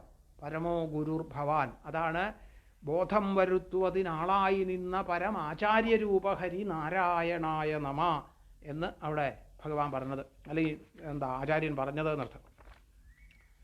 ഇപ്പോൾ ഏകദേശം ഒന്നാമത്തെ ശ്ലോകത്തിൽ നമുക്ക് അത്യാവശ്യം നമ്മളതിൻ്റെ ഒരു വിവരണം വച്ചു. ഇനി രണ്ടാമത്തെ ശ്ലോകമാണ്.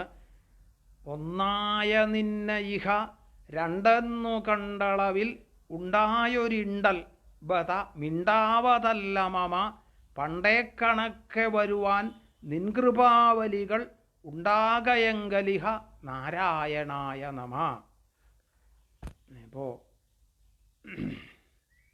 ഒന്ന് മാത്രമായിട്ടുള്ള ഒന്നായ നിന്നയിഹ, ഒന്ന് മാത്രമായിട്ടുള്ള അവിടുത്തെ അല്ലെങ്കിൽ ഈശ്വരനെ പലതായിട്ട് കാണാൻ ഇടവരണതാണ് നമ്മുടെ ദുഃഖം. ഇത് പറയാൻ തന്നെ വയ്യാന്നർത്ഥം. എത്രയോ കാര്യങ്ങൾ പറയാനുണ്ടാവും, അല്ലേ, ദുഃഖത്തിനെ പറ്റിയിട്ട്. ഇനി അത് പണ്ടത്തെ പോലെയോട്ടോ ഒന്നായിട്ട് അനുഭവപ്പെടണമെങ്കിൽ, അത് ഏകമാണ് എന്ന് അറിഞ്ഞ് അനുഭവപ്പെട്ട് ജീവിക്കണമെങ്കിൽ എന്ത് വേണം? ഭഗവാന്റെ കൃപയുണ്ടാവണം. അതുണ്ടായാൽ മാത്രമേ ഇത് അനുഭവപ്പെടുള്ളൂ. അതാണ് പണ്ടേ കണക്കെ വരുവാൻ നിൻകൃപാവലികളുണ്ടാകയെങ്കലിഹ നാരായണായ നമ. ഇപ്പോൾ പ്രണവ ഓങ്കാരത്തിൽ അഹങ്കാരം ഉത്ഭവിക്കണതോട് കൂടിയിട്ട് പലതുണ്ടെന്ന് തോന്നൽ വരും, അല്ലേ? അഹങ്കാരം ഉത്ഭവിക്കുമ്പോഴാണ് ഇതൊക്കെ ഉണ്ടെന്ന് തോന്നൽ വരണത്. ഇതിന് കാരണമായ ശോക ഹർഷ ഭയക്രോധ ലോഭമോഹ സ്പൃഹാദയ അഹങ്കാരസ്യ ദൃശ്യന്തേ ജന്മമൃത്യുശ്ച ന ആത്മന എന്ന് ഭാഗവതത്തിൽ ഭഗവാൻ തന്നെ പറയും, ശ്രീകൃഷ്ണ പരമാത്മാവ് തന്നെ പറയും. ശോക ഹർഷ ഭയ ക്രോധ ലോഭ മോഹ സ്പൃഹാദയ അഹങ്കാരസ്യ ദൃശ്യന്തേ ജന്മമൃത്യുശ്ച. ജനനം മരണം ശോകം ഹർഷം മോഹം ഭയം ഇതെല്ലാം അഹങ്കാരത്തിൽ നിന്ന് ഉത്ഭവിക്കണതാണ്. അല്ലാണ്ട് ആത്മാവിൽ നിന്നൊന്നും ഉത്ഭവിക്കണില്ല എന്നർത്ഥം. അപ്പം ഇതിനാണ് കാരണം ആയിട്ട് നിൽക്കുന്നതിനെയാണ് നമ്മൾ മായ എന്ന് പറയും. അതിനി വരാമുണ്ട്, ശ്രീമൂലമായ പ്രകൃതി എന്നൊക്കെ പറഞ്ഞിട്ട് അടുത്ത ശ്ലോകത്തിൽ വരും. അപ്പോൾ മായ എന്താ ഈ മായ എന്ന് വെച്ചാൽ ബ്രഹ്മാശ്രയ സത്വരജസ്തമോ ഗുണാത്മിക മായ അസ്ഥി എന്ന് ശങ്കരാചാര്യസ്വാമികൾ തത്വബോധത്തിൽ പറഞ്ഞത്. ബ്രഹ്മാശ്രയ സത്വരജസ്തമോ ഗുണാത്മിക മായ അസ്ഥി. ബ്രഹ്മത്തെ ആശ്രയിച്ചു നിൽക്കണ ഒരു ശക്തി, അതൊരു തിരശീല പോലെയാണ്, ഒരു കർട്ടൻ പോലെയാണ്. അപ്പം അതിന് സത്വരജസ്തമോ ഗുണാത്മിക 3 ഗുണങ്ങളുണ്ടെന്ന്, സത്വം രജസ് തമസ്. ഇത് ബ്രഹ്മത്തെ ആശ്രയിച്ചിരിക്കണു. മായ അനാദിയാണ്, ബ്രഹ്മവും അനാദിയാണ്, അല്ലേ? ഇത് രണ്ടും അനാദിയാണ്. എന്ന് ഉത്ഭവിച്ചു എന്നൊന്നും പറയാൻ പറ്റില്ല. എന്നാൽ ബ്രഹ്മത്തിന് അവസാനം അങ്ങനെയില്ല, അതിന് അവസാനമില്ല. മായയ്ക്ക് അങ്ങനെയല്ല, അത് അനാദിയാണെങ്കിലും അതിന് അവസാനമുണ്ട് എന്ന് പറയാം. അപ്പോൾ താർക്കികന്മാർ പറയും മായയ്ക്ക് അവസാനമില്ല എന്ന് പറയും. പക്ഷെ വേദാന്തികൾ പറയണത് മായയ്ക്ക് അവസാനം ഉണ്ടെന്നാണ്. എന്താണ് മായ എന്ന് നമ്മൾ മനസ്സിലാക്കിയാൽ മായയെ നമ്മൾ രക്ഷപ്പെട്ടു. അവിടെ മായ അവസാനിച്ചു. നമ്മുടെ ഈ കാണണതെല്ലാം മായയാണ് എന്ന് നമ്മൾ മനസ്സിലാക്കി കഴിയുമ്പോൾ ഈ മായ പോയി, പിന്നെ നമുക്ക് മായ ഇല്ല അവിടെ. പക്ഷെ ഇത് എളുപ്പമല്ല. ഇത് നമ്മൾ വിചാരിച്ചാൽ മാറ്റാൻ പറ്റണതല്ല. പിന്നെയോ ദൈവീഹ്യേഷാ ഗുണമയീ മമമായ ദുരത്യയ മാമേവയെ പ്രപദ്യന്തേ മായാമേതാം തരന്തിതേ എന്ന് ഗീതയിൽ തന്നെ ശ്രീകൃഷ്ണൻ പറഞ്ഞു. എൻ്റെ മായ ദുരത്യയ ദൈവീഹ്യേഷാ ഗുണമയീ മമ മായ ദുരത്യയ, അല്ലെ? മാമേവയെ പ്രപദ്യന്തേ, ഭഗവാനെ തന്നെ ആശ്രയിക്കണം ഇത് രക്ഷപ്പെടണമെങ്കിൽ. കാരണം നമ്മൾ സൃഷ്ടിച്ചതല്ല ഈ മായ, ഭഗവാൻ സൃഷ്ടിച്ചു വെച്ച ഒന്നാണെങ്കിൽ ഭഗവാന്റെ ശക്തിയാണ്. അതിൽ നിന്ന് രക്ഷപ്പെടണമെങ്കിൽ ഭഗവാൻ തന്നെ വേണം എന്നർത്ഥം. അപ്പോൾ മായ എന്താ, അതിന് കാരണമൊന്നും പറയാൻ പറ്റില്ല, ഇന്ന കാരണം എന്നൊന്നും പറയാൻ പറ്റില്ല മായയ്ക്ക്. ഇപ്പോൾ ചുരുക്കത്തിൽ വേണമെങ്കിൽ മായയെ പറ്റിയൊരു സമ്പ്രദായം നമ്മൾ എന്ത് പറയാം. ഒരിക്കൽ രമണ മഹർഷിയുടെ ആശ്രമത്തിൽ ഡോക്ടർ രാധാകൃഷ്ണൻ വന്നു. രമണ മഹർഷിയെ കാണാൻ വേണ്ടി വന്നതാണ്. അദ്ദേഹം അന്ന് പ്രസിഡൻ്റൊന്നുമല്ല. വരുമ്പോൾ തന്നെ അദ്ദേഹം പറഞ്ഞിരുന്നു, എന്നോട് അവിടെ ചെന്ന് പ്രസംഗിക്കാനൊന്നും പറയരുത്, ഞാൻ ആ സന്നിധിയിൽ പോയി കുറച്ച് നേരം ഇരിക്കും, അത്രയേ ഉള്ളൂ, അത് കഴിഞ്ഞാൽ തിരിച്ചു പോരും. അങ്ങനെ രമണ മഹർഷിയുടെ ആശ്രമത്തിൽ വന്നു. അപ്പം അവിടെ ഒരാൾ രമണ മഹർഷിയോട് ഒരു ചോദ്യം ചോദിച്ചിരുന്നു, എന്താണ് ഭഗവാനെ മായ? അപ്പോൾ രമണ മഹർഷി ആ സമയത്ത് അതിന് ഉത്തരവൊന്നും പറഞ്ഞതില്ല. എന്താണെന്ന് വെച്ചാൽ അങ്ങനെ നിർവചിക്കാൻ പറ്റില്ല, സന്ദർഭം അനുസരിച്ച് മായ മാറിക്കൊണ്ടിരിക്കും. അപ്പോൾ അതുകൊണ്ട് ഒരു ഉത്തരവും പറഞ്ഞില്ല. അപ്പോഴാണ് ഡോക്ടർ രാധാകൃഷ്ണൻ അവിടെ വന്നത്. അദ്ദേഹത്തിൻ്റെ കൂടെ കുറച്ച് ആളുകളും ഉണ്ടായിരുന്നു, വേറെ കുറേ ആളുകൾ ആ ഹോളിൽ ഇരിക്കുന്നുണ്ട്. അപ്പോൾ അദ്ദേഹം വന്നു, രമണ മഹർഷിയുടെ മുമ്പിൽ അവിടെ അങ്ങനെ ഇരുന്നു. ഒരു 2 മണിക്കൂർ സമയം അവിടെ ഇരുന്നു. രമണ മഹർഷിയും ഒന്നും മിണ്ടിയതില്ല, ഡോക്ടർ രാധാകൃഷ്ണനും ഒന്നും മിണ്ടിയതില്ല. കുറേ കഴിഞ്ഞപ്പോൾ അദ്ദേഹം എഴുന്നേറ്റ് പോയി. അപ്പോൾ ആ ഹോളിൽ ഉണ്ടായിരുന്ന സകല ആളുകളും അദ്ദേഹത്തിൻ്റെ പിന്നാലെ ഇറങ്ങിപ്പോയി, അവിടെ ഇരുന്നവർ മുഴുവൻ. അപ്പോൾ രമണ മഹർഷി പറഞ്ഞു, ഇതാണ് മായ എന്ന് പറഞ്ഞു. ഇതാണ് മായ. ഈശ്വരങ്ങളിൽ നിന്ന് നമ്മളെ അകറ്റി നിർത്തണത് എന്തോ അതൊക്കെ മായയാണ് അല്ലേ? ഈശ്വരനിലേക്ക് നമ്മളെ അടുപ്പിക്കണത് എന്തോ അതൊക്കെ വിദ്യയാണ്. ഇതാണ് ഏറ്റവും പറ്റിയൊരു നിർവചനമാണ് മായയ്ക്ക്. ഇത് കൂടുതലൊന്നും ഒരു പ്രത്യേകിച്ച് ഒരു നിർവചനം കൊടുക്കാനില്ല. ഭഗവാങ്കിൽ നമ്മളെ അകറ്റി കൊണ്ടുപോകുന്ന വസ്തു എല്ലാം മായയാണ്. അപ്പോൾ അതുകൊണ്ട് ബ്രഹ്മം സ്വതേ ഈ ഗുണങ്ങളൊന്നും ബാധകമുള്ളതല്ല, നിർഗുണമാണ്, അത് സ്വതന്ത്രമാണ്. മായ ത്രിഗുണാത്മികയാണ്, അത് അസ്വതന്ത്രമാണ്, അത് ബ്രഹ്മത്തിനെ ആശ്രയിച്ച് നിന്ന് ജോലി ചെയ്യുന്നു. ബ്രഹ്മം എന്ന് വെച്ചാൽ പെരിയ പൊരുൾ അല്ലേ, ഓങ്കാരമായ പൊരുൾ. അപ്പോൾ പ്രപഞ്ചാനുഭവം ആർക്കാ? ബ്രഹ്മത്തിനല്ല, ജീവാത്മാക്കൾക്കാണ് അല്ലേ. ഈ ശരീരത്തിലിരിക്കണ ജീവൻ അതും ബ്രഹ്മം തന്നെയാണ്, പക്ഷെ മായയോട് അത് ബന്ധപ്പെട്ടു പോയി. ആ മായയായിട്ടുള്ള ബന്ധം വന്നതുകൊണ്ട് അതിന് ഒരജ്ഞാനം ബാധിച്ചതുപോലെ തോന്നൽ വന്നു, അത്രയേ ഉള്ളൂ. അപ്പോൾ ആ പ്രപഞ്ചാനുഭവം ജീവന്മാർക്ക്, ഇപ്പോൾ ഞാനുണ്ട് എന്നുള്ള അസ്തിത്വം ആരിലൊക്കെ ഉണ്ടോ അവർക്കൊക്കെ പ്രപഞ്ചാനുഭവമുണ്ട് അല്ലേ. ഞാനുണ്ട് എന്നുള്ള ബോധം നിൽക്കണമെങ്കിൽ അവിടെയൊക്കെ പ്രപഞ്ചാനുഭവമുണ്ട്. ഇപ്പോൾ നമ്മുടെ മുമ്പിൽ ഒരു മൈക്ക് ഇരിക്കുന്നുണ്ട്, ഈ മൈക്കിന് ഞാനുണ്ട് എന്നുള്ള അസ്തിത്വ ബോധം ഇല്ല, അതുകൊണ്ട് അതിന് പ്രപഞ്ചാനുഭവമില്ല. അതിനെ ഇപ്പോൾ തല്ലിയാലും ഒടിച്ചാലും കത്തിച്ചാലും അതിനൊന്നും സംഭവിക്കേണ്ടതില്ല. അപ്പോൾ അങ്ങനെ ജീവൻ, അപ്പോൾ പ്രപഞ്ചാനുഭവം അസ്തിത്വബോധമുള്ളവർക്കാണ് അല്ലെ. ഈ അസ്തിത്വബോധം ഏതാ? ഞാനുണ്ട് എന്നുള്ള ബോധം. ഇപ്പോൾ ജീവൻ ജഡം അല്ലെ, അങ്ങനെ പ്രപഞ്ചത്തിനെ നമുക്ക് രണ്ടായിട്ട് തിരിക്കാം, അല്ലെങ്കിൽ സചലം അചലം അങ്ങനെയും പറയാം. അപ്പോൾ ഇതിനെ തമ്മിൽ ബന്ധിപ്പിക്കണ ഒരു ചരടാണ് അഹങ്കാരം. ചിത്ത് ജഡം അങ്ങനെ രണ്ടായിട്ട് തിരിക്കാം, ഒന്ന് ചിത്ത് ഒന്ന് ജഡം. അപ്പോൾ ഈ ചിത്തിനെയും ജഡത്തിനെയും കൂട്ടിമുട്ടിക്കണ ഒരു ചരടുണ്ട്, അതാണ് ചിത് ജഡഗ്രന്ഥി എന്ന് നാരായണ ഗുരുദേവൻ്റെ ഒരു കൃതി തന്നെയുണ്ട്. അപ്പോൾ അങ്ങനെ ബ്രഹ്മശക്തിയായിട്ടുള്ള മായയിൽ നിന്നുണ്ടാകുന്ന സ്പന്ദനമാണ് ജഡമായ ഈ ദൃശ്യപ്രപഞ്ചം അല്ലെ, മായയുടെ ഒരു ചലനാണ്. അപ്പോൾ അന്ധക്കരണത്തിൽ പ്രതിഫലിക്കണ ബ്രഹ്മത്തിൻ്റെ അംശമാണ് ജീവൻ. ഇതാണ് ഗീതയിലൊക്കെ ഭഗവാൻ തന്നെ പറയണു, മമൈവാംശോ ജീവലോക ജീവഭൂത സനാതന മനഃഷ്ഠാനി ഇന്ദ്രിയാണി പ്രകൃതിസ്ഥാനി കർഷതി. മമൈവാംശോ ജീവലോകേ ജീവഭൂത സനാതന, എൻ്റെ സനാതനമായ അംശം തന്നെയാണ് ജീവാത്മാവായിട്ട് ഈ പ്രകൃതിയിൽ സ്ഥിതി ചെയ്യണത്. ഇന്ദ്രിയങ്ങളെ മനസ്സിനെയും ഭോഗത്തിൽ ആകർഷിക്കണതും അല്ലേ ആ മായ തന്നെയാണ് എന്നർത്ഥം. അപ്പോൾ ഈ ശക്തി എവിടെ ഇരിക്കണു? ബ്രഹ്മത്തിൽ ഒളിഞ്ഞിരിക്കണു എന്നാണ്. അപ്പോൾ ആദിയിൽ ഇതൊന്നു മാത്രമേ ഉള്ളൂ, ഏകമേവ അദ്വിതീയം ബ്രഹ്മം മാത്രമേ ഉള്ളൂ. ഇവിടെ 3 ഭേദങ്ങളെ ഉപനിഷത്ത് പറഞ്ഞു അല്ലേ, സത്വരജസ്തമോ ഗുണങ്ങൾ പറഞ്ഞു. ഈ 3 ഭേദങ്ങളും ഇല്ലാത്തതാണ് ബ്രഹ്മം. എന്തൊക്കെയാ ഭേദം? ഒന്ന് സ്വഗതി ഭേദം, അതാണ് ഏകയേവ അദ്വിതീയം ബ്രഹ്മ. ഏക എന്ന് പറഞ്ഞതിന് ഈ ഭേദങ്ങളൊന്നും ഇല്ലാത്തതാണ് ബ്രഹ്മം. ഇപ്പോൾ സ്വഗതഭേദം, സജാതീയ ഭേദം, വിജാതീയ ഭേദം, ഇങ്ങനെ 3 ഭേദങ്ങളാണ് ലോകത്തിൽ. ഇപ്പോൾ സ്വഗതഭേദം അല്ലെങ്കിൽ സജാതീയ ഭേദം എന്ന് വെച്ചാൽ എന്താ? അരി ഉണ്ട് അല്ലേ? നമുക്ക് മനസ്സിലാവണ ഉദാഹരണം പറഞ്ഞാൽ മതി. അരി, പലതരത്തിലുള്ള അരിയുണ്ട്. ഇതിനെല്ലാം അരി എന്നാ പേര്. ഒരുപാട് തരത്തിലുള്ള അരിയുണ്ട്. അത് സജാതീയ ഭേദമാണ്.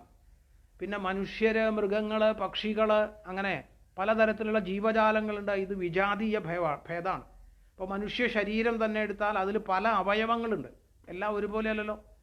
അപ്പോൾ അത് സ്വഗതഭേദമാണ്. അപ്പോൾ ഈ വ്യത്യാസങ്ങളൊന്നുമില്ലാത്ത ഏകമായ വസ്തു, ദേശകാല വ്യത്യാസങ്ങളൊന്നുമില്ലാതെ അത് ശുദ്ധാത്മാവായിട്ട് സ്ഥിതി ചെയ്യണു. പുണ്യപാപങ്ങളൊന്നും അതിനെ സ്പർശിക്കുകയില്ല. ജനന മരണങ്ങൾക്കൊക്കെ അത് അതീതവുമാണ്. ഇത് ബ്രഹ്മം. അപ്പം അങ്ങനെയുള്ള ആ വസ്തുവിനെ രണ്ടെന്നു കണ്ടളവിലുണ്ടായൊരുണ്ടല്ലേ. അപ്പം ഇതെല്ലാം ഏതിൽ നിന്നുണ്ടാകണു, എവിടെ നിൽക്കണു, എവിടെ ലയിക്കണു, ഇത് കണ്ടെത്താനാണ് ഉപനിഷത്തിൽ മഹർഷിമാർ പരിശ്രമിച്ചത്. അങ്ങനെ പരിശ്രമിച്ചപ്പോൾ അവർ കണ്ടെത്തി ഈ അഖണ്ഡമായ ബോധമാണ് പ്രപഞ്ചത്തിൻ്റെ കാരണം എന്നും ആ ബോധം ഇല്ലാത്തവന് പ്രപഞ്ചാനുഭവം ഇല്ല എന്നും അവർ കണ്ടെത്തി. ആ ബോധത്തിലാണ് ഇതെല്ലാം നിൽക്കുന്നത് അല്ലേ. അപ്പോൾ ആ ബോധം മാത്രമേ ഇവിടെ ഉള്ളൂ, അതില്ലെങ്കിൽ ഇതൊന്നുമില്ല. ബൃഹദാരണ്യക ഉപനിഷത്തിൽ ഒരു സ്ഥലത്ത് പറയും, ജനക മഹാരാജാവിൻ്റെ സദസ്സിൽ യാജ്ഞവൽക്യൻ, അതുപോലെ അനവധി കേമന്മാരായ പണ്ഡിതൻ, ഗാർഗി തുടങ്ങിയിട്ടുള്ള ധാരാളം പണ്ഡിതന്മാർ, ഋഷിമാരൊക്കെ അവിടെ ഉണ്ട്. അപ്പോൾ ഇവരൊക്കെ വാദപ്രതിവാദങ്ങളാണ്. അപ്പോൾ ഓരോരുത്തരും ഓരോ ചോദ്യങ്ങൾ ചോദിക്കുകയാണ്. യാജ്ഞവൽക്യനോടാണ് ഈ ചോദ്യമൊക്കെ ചോദിക്കുന്നത്. കഥ ഒരുപാടുണ്ട് അവിടെ. അപ്പോൾ യാജ്ഞവൽക്യൻ ഇതിനെല്ലാം ഉത്തരം പറഞ്ഞുകൊണ്ടിരിക്കുകയാണ്. അപ്പോൾ അങ്ങനെ ഇരിക്കുന്ന സമയത്ത് ഗാർഗി, ഒരു മഹാപണ്ഡിതൻ, അദ്ദേഹം എഴുന്നേറ്റിട്ട് ഒരു ചോദ്യം ചോദിച്ചു, ഈ ഭൂമി എവിടെ നിൽക്കണു എന്ന് ചോദിച്ചു. അപ്പോൾ യാജ്ഞവൽക്യൻ ഉത്തരം പറഞ്ഞത് ഭൂമി വെള്ളത്തിൽ നിൽക്കണു എന്നാണ്. വെള്ളം എവിടെ നിൽക്കണു എന്ന് ചോദിച്ചു. വെള്ളം അഗ്നിയിൽ നിൽക്കണു എന്ന് പറഞ്ഞു. അപ്പോൾ അഗ്നി എവിടെ നിൽക്കണു എന്ന് ചോദിച്ചു. അഗ്നി വായുവിൽ നിൽക്കണു എന്ന് പറഞ്ഞു. വായു എവിടെ നിൽക്കണു എന്ന് ചോദിച്ചു. വായു ആകാശത്തിൽ നിൽക്കണു എന്ന് പറഞ്ഞു. അപ്പോൾ ആകാശം എവിടെ നിൽക്കണു എന്ന് ചോദിച്ചു. അപ്പോൾ പറഞ്ഞു, അധികം കടത്തി ചോദിക്കരുത്, നിൻ്റെ തല പൊട്ടിത്തെറിക്കും എന്നൊക്കെ യാജ്ഞവൽക്യൻ പറഞ്ഞു. എന്നിട്ട് പറഞ്ഞു, ആകാശം അതുണ്ട് എന്നുള്ള ബോധത്തിൽ നിൽക്കണു എന്ന് പറഞ്ഞു. അല്ലേ, ആ ബോധത്തിലല്ലേ ഇതെല്ലാം നിൽക്കണത്. അല്ലാതെ എവിടെ ഈ ബോധമില്ലെങ്കിൽ ഇത് വല്ലതും ഉണ്ടോ? ഒന്നുമില്ല. ആ ഏകമായ വസ്തു മാത്രമേ ഉള്ളൂ അവിടെ അല്ലേ. പക്ഷെ അതിനെയാണ് രണ്ടെന്നു കണ്ടളവിലുണ്ടായൊരിണ്ടൽ. അപ്പം അങ്ങനെ അത് മാത്രമേ ഉള്ളൂ. ഇപ്പോൾ സ്വർണ്ണം ഉണ്ടെങ്കിൽ ആഭരണമുണ്ട് അല്ലേ, സ്വർണ്ണം ഇല്ലെങ്കിൽ ആഭരണമില്ല. മാല, വള, കമ്മൽ, ആഭരണങ്ങൾ പലതും പലതാണ്. പക്ഷെ അതിനെല്ലാം അധിഷ്ഠാനം സ്വർണ്ണമാണ്. അതേപോലെ പ്രപഞ്ചത്തിൽ പലതും കാണണമെന്നുണ്ടെങ്കിലും ഇതിന് അധിഷ്ഠാനം എന്താ? ഇപ്പോൾ പലതും കാണണ്ട, ഇതൊക്കെ വേറെ വേറെയാണ് എന്ന് കാണാൻ ആരും പഠിപ്പിച്ചു തരണ്ട. വേണോ? ഐസ്ക്രീം വേറെ, മാങ്ങ വേറെ, അമ്പഴങ്ങ വേറെ, ഇതൊക്കെ വേറെ വേറെയാണെന്ന് പറയാൻ ആരും പഠിപ്പിക്കണ്ട നമ്മളെ. പക്ഷെ ഇതിനെല്ലാം അധിഷ്ഠാനം ഒന്നാണ് എന്ന് നമ്മൾ അറിയണം. ഇതറിഞ്ഞാൽ നമ്മുടെ ശാന്തി നഷ്ടപ്പെടില്ല. ഇതിന് തടസ്സം എന്താ? അവിദ്യയാണ് അല്ലേ. അതുകൊണ്ടാണ് ഉണ്ടായ ഒരു ഇണ്ടൽ. അതുകൊണ്ടുണ്ടായ ഇണ്ടൽ മിണ്ടാവതല്ല എന്നർത്ഥം. പറയാൻ പറ്റണതല്ല, അത് നാണക്കേട് കൊണ്ട് പറയാൻ പറ്റണില്ല, അതാണ് അല്ലേ. നാണക്കേടാണ്. ശരിയായ വസ്തു ഇവിടെ ഇരുന്നിട്ട് നമ്മൾ അത് അറിയാതെ മറ്റു പലതും അന്വേഷിച്ചിങ്ങനെ പോവുകയാണ് പല സ്ഥലത്തും അല്ലേ. ആചാര്യസ്വാമികൾ, ശങ്കരാചാര്യസ്വാമികൾ ഒരു സ്ഥലത്ത് പറയും, ഭിക്ഷാമഠതി ദുർമതി എന്നാണ്. അവൻ ആരാന്നറിയോ? തൻ്റെ ഗൃഹത്തിൽ നല്ല 4 കൂട്ടം പായസവും വെച്ച് ഗംഭീര സദ്യ നടക്കുക. എന്നിട്ട് ഇവൻ ഈ സദ്യ ഉണ്ണാൻ നിൽക്കാതെ അയൽവക്കത്ത് പോയി തെണ്ടി നടക്കണമെന്നർത്ഥം, ഭക്ഷണം കഴിക്കാൻ. ഭിക്ഷാമഠതി ദുർമതി അല്ലേ, അതാണ് അവസ്ഥ. അപ്പം അതുകൊണ്ട് അതല്ല വേണ്ടത്. നമ്മളിൽ തന്നെ ഈ വസ്തു ഇരിക്കണമെന്ന് കണ്ടെത്തിയാൽ പിന്നെ എവിടെ പോവാൻ? പിന്നെ എങ്ങും പോകാനില്ല, ഇവിടെ ഇരിക്കും. തിഷ്ടതി കുത്രച്ചിൽ, അനങ്ങില്ല പിന്നെ അവിടുന്ന്. അപ്പോൾ ഇതിന് കാരണമാണ് നമ്മുടെ അജ്ഞാനം അല്ലെങ്കിൽ അവിദ്യ എന്നർത്ഥം. അവിദ്യ, അസ്മിത, രാഗ, ദ്വേഷ, അഭിനിവേശ, അങ്ങനെ 5 എണ്ണത്തിനെയാണ് പതഞ്ജലി മഹർഷിയൊക്കെ യോഗസൂത്രത്തിൽ അവിദ്യയായിട്ട് പറയണത്. ഇപ്പോൾ ജീവിത ക്ലേശങ്ങളാണത്. അതെ, പതഞ്ജലി യോഗസൂത്രത്തിൽ പറയുക 5 എണ്ണം. പ്രപഞ്ചം എന്താണെന്നും അതിൻ്റെ സ്വഭാവം എന്താണെന്നും അറിയാത്തതാണ് നമ്മുടെ അവിദ്യ. പിന്നെ ആ അവിദ്യ അഹങ്കാരത്തിന് ശക്തി കൂട്ടും. അങ്ങനെ അഹങ്കാരം ശക്തി കൂടി വരുമ്പോഴാണ് അവിദ്യ, അസ്മിതം. അതിനെ അസ്മിത എന്ന് പറയാം. പിന്നെ രാഗം, അല്ലേ? അപ്പോൾ ഈ അഹങ്കാരം തന്നെ എത്രയാ വരണത്, അല്ലേ? ഒരുപാടുണ്ട്, അല്ലേ? ഞാൻ ഒരു ദിവസം എത്രയാ പറഞ്ഞുകൊണ്ടിരിക്കണത് നമ്മൾ. ഞാനില്ലായിരുന്നെങ്കിൽ കാണായിരുന്നു, ഞാൻ അവിടെ ചെന്നില്ലെങ്കിൽ ഒന്നും നടക്കില്ലായിരുന്നു, അല്ലേ? ഞാൻ ഉണ്ടായതുകൊണ്ടൊക്കെ രക്ഷപ്പെട്ടു. എന്തുണ്ട് രക്ഷപ്പെടണു? ഞാൻ അല്ലെങ്കിൽ വേറെ ആളുണ്ട്. നമ്മളെ കുറേ പേരെ കണ്ടതുകൊണ്ടൊന്നും അല്ല ഈശ്വരൻ ഈ ലോകം സൃഷ്ടിച്ചു വെച്ചത്. ഈശ്വരൻ ഇതിന് പല ഉദ്ദേശങ്ങളുമുണ്ട്. അത് ആ സൃഷ്ടികർത്താവിന് മാത്രമേ അറിയുള്ളൂ ഇതിലെന്താണ് ഇതിൻ്റെ ഉദ്ദേശം ഈ സൃഷ്ടിയുടെ എന്ന്. നമുക്ക് ആർക്കും അറിയില്ല. ഭഗവാനറിയാം ഇതെന്തിനാണ് സൃഷ്ടിച്ചതെന്ന്. അപ്പോൾ അതുകൊണ്ട് അഹമഹമെന്നരുളുന്നതൊക്കെയാരായുകിൽ അകമേ പലതല്ല അതനേകമാകും അകലും അഹന്ത അനേകമാകയാൽ ഇതുകയിൽ അഹം പൊരുളും തുടർന്നിടുന്നു, അല്ലേ? നാരായണ ഗുരുദേവൻ പറയണ ഒരു സ്ഥലത്ത് അഹമഹമെന്നരുളുന്നതൊക്കെയാരായുകിൽ. ഈ അഹമഹമഹം എന്ന് നമ്മൾ പറയണ്ടല്ലോ, ഇതൊക്കെ ഉള്ളിൽ ആലോചിച്ച് നോക്കിയാൽ അത് ഏകമാണ് എന്നർത്ഥം, പലതല്ല. അഹന്ത അനേകമാണ്, അല്ലേ? ഏകമേ പലതല്ല അത് ഏകമാകും അകലും അഹന്ത അനേകമാകയാ. അഹന്ത അനേകമാണ്. ഇപ്പം ഞാനെന്ന ബോധവും ഞാനെന്ന ഭാവവും അതാണ് ഇവിടെ പറഞ്ഞത്. ബോധം ഒന്നേ ഉള്ളൂ, ഭാവം പലതുമുണ്ട്. ഞാനെന്ന ഭാവം, അഹം ഭാവം പലതുണ്ട്, അഹം ബോധം ഒന്നേ ഉള്ളൂ. അപ്പോൾ ആ അഹം ഭാവത്തിനെ നമ്മൾ പതുക്കെ പിടിച്ചു നോക്കിയാൽ ഈ അഹംഭാവം പോയിട്ട് എന്താവും? അഹം പൊരുളും തുടർന്നിടുന്നു. ഈ അഹംബോധം അവിടെ ശേഷിക്കും എന്നർത്ഥം. അത് നിത്യമാണ്. അഹംഭാവം അനിത്യമാണ്. അനിത്യമായത് പോവും, നിത്യമായത് അവിടെ നിൽക്കും. അപ്പോൾ അങ്ങനെ അവിദ്യ, അസ്മിത, പിന്നെ രാഗം, ദ്വേഷം, അല്ലേ? ചിലതിനോട് ഇഷ്ടം, ചിലതിനോട് വെറുപ്പ്. ഇതൊക്കെ അല്ലേ ഈ ലോകത്തിൻ്റെ കുഴപ്പം. ചിലതിനോട് ഇഷ്ടമുണ്ട്, ചിലതിനോട് വെറുപ്പുണ്ട്. രാഗദ്വേഷ വിയുക്തൈസ്തു വിഷയാൻ ഇന്ദ്രിയൈശ്വരൻ ആത്മവശീർ വിധേയാത്മാ പ്രസാദം അധിഗച്ഛതി എന്നൊക്കെ ഗീത പറയും. ഈ രാഗദ്വേഷങ്ങൾ ഇല്ലാതിരുന്നാൽ പ്രസാദം അധിഗച്ഛതി, അല്ലേ? പിന്നെ ജീവിതത്തിൽ എന്തു വിഷമം ഒന്നുമില്ല. ശങ്കരാചാര്യസ്വാമികൾ തന്നെ ഉപനിഷത്തിൻ്റെ ഭാഷ്യത്തിൽ ജഗത്തിനൊരു നിർവചനം കൊടുത്തത് കർത്തൃത്വ ഭോക്തൃത്വ രാഗദ്വേഷാദിരൂപം ജഗത്ത്. ഇതാണ് ലോകം. ഞാൻ ചെയ്യണു, ഞാൻ അനുഭവിക്കണു, അല്ലെ? കർത്തൃത്വ ഭോക്തൃത്വം രാഗദ്വേഷാദി, ചിലതിനോട് ഇഷ്ടം, ചിലതിനോട് വെറുപ്പ്. ഇതങ്ങോട്ട് മാറ്റി വെച്ചാൽ പിന്നെ ലോകമുണ്ടോ? ഇത്രയേ ഉള്ളൂ ലോകം എന്ന് പറയണത്, അല്ലേ? എത്ര എളുപ്പം പറയുമ്പോൾ, അല്ലേ? ഇതൊന്ന് അനുഭവത്തിൽ വരണമെങ്കിലേ നമ്മൾ എത്ര ജന്മം ജനിക്കേണ്ടി വരും നിശ്ചയില്ല. അപ്പോൾ അങ്ങനെ അവിദ്യ, അസ്മിത, രാഗദ്വേഷ, അഭിനിവേശം. അഭിനിവേശം എന്ന് വെച്ചാലോ മരണഭയം. അതാണ് ഇനി വരാൻ പോണ, നമുക്കറിയില്ല മരണം എന്താണെന്ന്. അപ്പോൾ അറിയാത്ത മരണത്തെക്കുറിച്ചുള്ള ഭയം. അപ്പോൾ ഇതിനെ തന്നെയാണ് ആധ്യാത്മികം, ആധിഭൗതികം, ആധിദൈവികം എന്നൊക്കെ ശാസ്ത്രം, വേദാന്തം പറയണത്. ഇപ്പോൾ ജനനം, മരണം, കാമം, ക്രോധം ഇതൊക്കെ ശരീരത്തെ ബാധിക്കുന്നതാണ്. അതൊക്കെ ആധ്യാത്മികമായ ക്ലേശങ്ങളാണ്. അതാണ് ഉണ്ടായ ഒരു ഇണ്ടൽ, അല്ലേ? ഈ രണ്ടെന്ന് കണ്ടതുകൊണ്ട് സംഭവിച്ചത് അതൊക്കെ. ജനനം, മരണം, കാമം, ക്രോധം, ലോഭം ഇതൊക്കെ ശരീരത്തെ ബാധിക്കണ ആധ്യാത്മികം. പ്രകൃതി ദുരിതങ്ങൾ, ചിലപ്പോൾ പ്രളയം ഉണ്ടാവും, ചിലപ്പോൾ കൊടുങ്കാറ്റുണ്ടാവും. ഇതൊക്കെ ആധിഭൗതികങ്ങളാണ്, പ്രകൃതി ദുരിതങ്ങൾ. അപ്രതീക്ഷിതമായ ചില ദുഃഖങ്ങളുണ്ടാവും, ആധിദൈവികം. നമ്മൾ പ്രതീക്ഷിക്കാതെ വരണ ചില കാര്യങ്ങളുണ്ട്. കൊറോണയൊക്കെ നമ്മൾ ആരും പ്രതീക്ഷിച്ചതല്ല. അപ്പോൾ ഇതുപോലെ ചില ദുരിതങ്ങൾ വരും. ഇതൊക്കെ ആധിദൈവികം എന്നർത്ഥം. ഇനി ഇതിനെ കുറച്ചും കൂടി ലളിതമാക്കിയിട്ട് ശ്രീരാമകൃഷ്ണദേവൻ പറയും, വ്യാവഹാരികമായ ദുഃഖം, ശാരീരികമായ ദുഃഖം, മാനസിക ദുഃഖം. ഇങ്ങനെയുള്ള 3 തരത്തിലുള്ള ക്ലേശങ്ങളാണ് ഇതുകൊണ്ട് പ്രധാനമായിട്ട് ഉണ്ടാവണത്. അങ്ങനെയുള്ള ആ ദുഃഖങ്ങളൊക്കെ പോയിട്ട് എന്ത് വേണം? പണ്ടേ കണക്കെ വരുവാൻ. ആദ്യത്തെ പോലെ ഏകമാണ് ഇതെന്ന് തോന്നിയിട്ട് താൻ സ്വസ്ഥനായിട്ട് ശാന്തിയിലിരിക്കണം. അതെ, തഥാ പരാം ശാന്തിമുപൈതി സാക്ഷാൽ. ആ പരമശാന്തിയിലിരിക്കണം. അതിനെന്താ ഒരു വഴി? ഒരേ ഒരു വഴിയുള്ളൂ, ദുഃഖ കാരണം ഒഴിവാക്കിയാൽ മതി. എന്താണ് ദുഃഖത്തിന് കാരണം? അതങ്ങോട്ട് ഒഴിവാക്കണം, ആ ശരിയാവും. ഇത് ഭഗവാൻ പറഞ്ഞിട്ടുണ്ട് ഗീതയിൽ, എന്താ ദുഃഖത്തിന് കാരണം എന്ന്, അല്ലെ? അനിത്യം അസുഖം ലോകം. ഈ ലോകമാണ് ദുഃഖത്തിന് കാരണം. അനിത്യം അസുഖം ലോകം.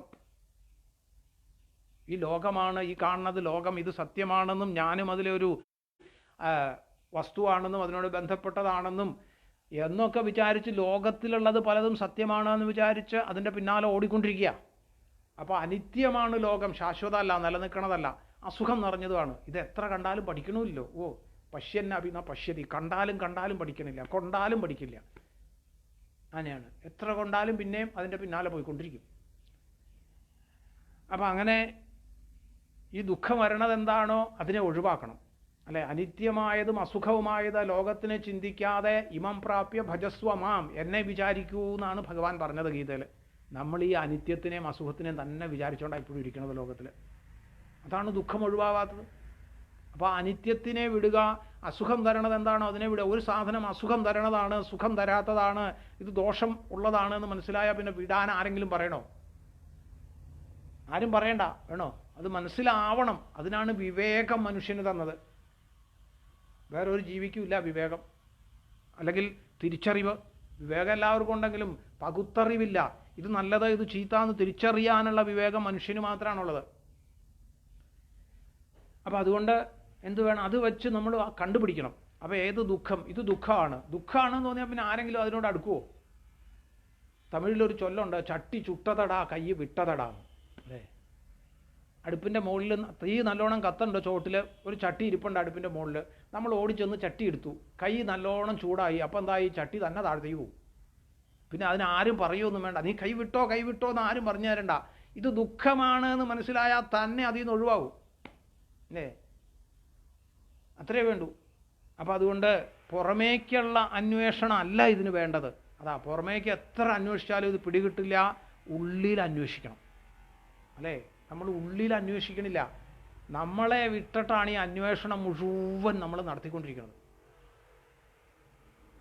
അതാണ് കുഴപ്പം. നമ്മളെ ഇതിൽ ഉൾപ്പെടുത്തിയിട്ട് അന്വേഷണം ചെയ്താൽ ഈ വസ്തു പിടികിട്ടും. ഒരു രസകരമായിട്ടൊരു കൊച്ചു കഥ പറയാറുണ്ടല്ലോ, ഈ ബാലരമയിലോ എന്തോ കണ്ടതാണ് ഒരു കഥ, അല്ലേ? ഒരു മുത്തശ്ശി വഴിയിൽ ഇങ്ങനെ ഒരു സൂചി എന്തോ തപ്പിക്കൊണ്ടിരിക്കുക വഴിയിൽ. അപ്പോൾ കുറച്ച് സമയം കഴിഞ്ഞപ്പോഴാണ് ഒരാൾ അതിലെ വന്നു, കണ്ണൻ എന്നാണ് അവൻ്റെ പേര്. അവൻ അതിലെ വന്നു മുത്തശ്ശിയോട് ചോദിച്ചു, എന്താ മുത്തശ്ശി, എൻ്റെ കണ്ണാ സൂചി പോയിടാന്ന് പറഞ്ഞു. കണ്ണനാട് പോയിച്ചു. കുറേ സമയം കഴിഞ്ഞ് കണ്ണൻ തിരിച്ചു വന്നു. അപ്പോഴും മുത്തശ്ശി ഇങ്ങനെ തപ്പിക്കൊണ്ടിരിക്കുക. സൂചി കിട്ടിയില്ലേ മുത്തശ്ശി? കിട്ടിയില്ലടാ കണ്ണാ, നീ ഒന്ന് ഹെൽപ്പ് ചെയ്യുക എന്ന് പറഞ്ഞു. കണ്ണനും കുറച്ച് നേരം മുത്തശ്ശിയെ ഹെൽപ്പ് ചെയ്തു. കുറച്ച് കഴിഞ്ഞപ്പോൾ കണ്ണൻ ചോദിച്ചു, മുത്തശ്ശി ഇവിടെ തന്നെയാണോ സൂചി പോയത് എന്ന് ചോദിച്ചു. അപ്പോൾ മുത്തശ്ശി പറഞ്ഞു, ഇവിടെ അല്ലടാ പോയത്, പിന്നെ വീട്ടിൻ്റെ ഉള്ളിലാ സൂചി പോയത് എന്ന് പറഞ്ഞു. വീട്ടിൻ്റെ ഉള്ളിൽ പോയ സൂചി പുറത്ത് തപ്പിയാൽ കിട്ടുമോ? ഈ സൂചി തപ്പണ പോലെയാണ് നമ്മൾ പുറത്ത് ഇങ്ങനെ അന്വേഷിക്കണത്, അല്ലേ? അപ്പം നമ്മളെ മാറ്റി നിർത്തിക്കൊണ്ടുള്ള അന്വേഷണമല്ല ഇവിടെ വേണ്ടത്. എവിടെ പോയാലും നമുക്ക് കിട്ടില്ല നമ്മളെ മാറ്റി നിർത്തി അന്വേഷിക്കാൻ പോയാൽ. അന്വേഷിക്കണം, നമ്മൾ ഇതിൽപ്പെട്ടതാണ് എന്നുള്ള ബോധം നമ്മളിൽ വരണം. ആ ബോധത്തോടെ നമ്മൾ അന്വേഷണം തുടർന്നാൽ കിട്ടും. ഇപ്പോൾ അതുകൊണ്ട് ഋഷിമാരെന്ത് ചെയ്തു? തന്നിലേക്ക് തന്നെ തിരിഞ്ഞു, അല്ലേ? ഈ ഇതിനെ കണ്ടെത്താൻ വേണ്ടിയിട്ട് അവർ പുറമേക്ക് അന്വേഷിച്ചില്ല, അവനവനിലേക്ക് തന്നെ തിരിഞ്ഞു. അവർ കണ്ടെത്തി ആ സത്യം ഇത് ഉണ്ടാവണതല്ല, നശിക്കണതല്ല എന്നവർക്ക് മനസ്സിലായി. അതിന് എന്തു വേണം? നിൻ കൃപാവലികളുണ്ടാകയങ്കലിഹ നാരായണായ നമ. അതിന് ഭഗവാന്റെ കൃപ ഉണ്ടാവണം, അല്ലേ? ഇപ്പോൾ ഗുരു വേണമെന്നർത്ഥം, അല്ലേ? ഗുരുവിൻ്റെ അനുഗ്രഹം കൊണ്ടാണത് കിട്ടണത്. ആ ഗുരുവിൻ്റെ അനുഗ്രഹം കിട്ടണമെങ്കിൽ ഭഗവാന്റെ കൃപ വേണം. അപ്പോൾ നല്ലതുപോലെ ജഗത്തിന് വിചാരം ചെയ്താൽ ജഗത്ത് അലിഞ്ഞു പോകും. നാസതോ വിദ്യത്തെ ഭാവോ ന ഭാവോ വിദ്യത്തെ സതാ ഉഭയോരപി ദൃഷ്ടോന്ത ത്വനയോ തത്വദർശിഭി എന്നൊക്കെ ഗീതയിൽ ഭഗവാൻ തന്നെ പറയണു. ഇത് ശങ്കരാചാര്യസ്വാമികൾ വളരെ ദീർഘമായിട്ട് ഭാഷ എഴുതിയൊരു ശ്ലോകം തന്നെയാണിത്. നാസതോ വിദ്യത്തെ ഭാവ, ഇല്ലാത്തതിന് അസ്തിത്വഭാവമില്ല, ഇല്ലാത്തതൊരിക്കലും ഉണ്ടാവുകയുമില്ല, ഉള്ളതിന് നാശവുമില്ല. തത്വദർശികൾ ഇതിനെ മനസ്സിലാക്കിയവരാണ് എന്നർത്ഥം. അപ്പോൾ ഉള്ളത് കാണപ്പെടുകയില്ല, കാണപ്പെടുന്നതിന് ഇരിപ്പില്ല എന്നർത്ഥം. ഇതാണ് വേദാന്തം. അപ്പോൾ അതുകൊണ്ട് നല്ല ഒരു ഗുരുവിൻ്റെ അനുഗ്രഹം വേണം ഇത് തെളിയണമെങ്കിൽ. ഗുരുവിൻ്റെ അനുഗ്രഹം വേണമെങ്കിൽ എന്ത് വേണം? അതിന് ഭഗവാന്റെ കൃപ വേണം. അതാണ് നിൻകൃപാവലികൾ ഉണ്ടാകയെങ്കിൽ. ഭഗവാന്റെ കൃപ ഉണ്ടെങ്കിലേ നല്ല ഗുരുവിനെ കിട്ടുള്ളൂ, അല്ലാതെ കിട്ടില്ല എന്നർത്ഥം. നല്ല ഇത് വേണം. ഇപ്പോൾ പരീക്ഷിത്ത് ഭാഗവത്തിൽ, അല്ലെ? ധ്രുവൻ, പ്രഹ്ലാദൻ, പൃഥുമഹാരാജാവ്, അവരൊക്കെ അത് പറയുന്നുണ്ട് ഭാഗവത്തിൽ. അപ്പം അങ്ങനെ അനവധിയാണ് ഈ അഹങ്കാരം. ആയോ സമയം അത്രയായി, അല്ലേ? ഈ ശ്ലോകങ്ങൾ തീർക്കാം. അപ്പോൾ അഹങ്കാരം കൊണ്ട് അനവധി ഉണ്ടാവും. ഇതിനെ ത്രിപുടി എന്നൊറ്റ ഭാഷയിൽ പറയാം. നാരായണ ഗുരുദേവൻ്റെ ജനനീ നവരത്ന മഞ്ജരി എന്നൊരു കൃതിയുണ്ട്. അതിൽ പറയും, ഒന്നായ മാമതിയിൽ നിന്ന് 1000 ത്രിപുടി വന്നാശു തന്മതി മറന്ന് അന്നാദിയിൽ പ്രിയമുയർന്ന് ആടലാം കടലിൽ ഒന്നായി വീണു വലയും എന്നാശയം ഗതിപെറും നാദഭൂമിയിൽ അമർന്ന ആവിരാഭ പടരും ചിന്നാഭിയിൽ ത്രിപുടി എന്നാണ് അറും പടി കലർന്ന് ആറിടുന്നു ജനനി. അല്ലെ, ഒന്നായ മാമതിയിൽ നിന്ന് 1000 ത്രിപുടി.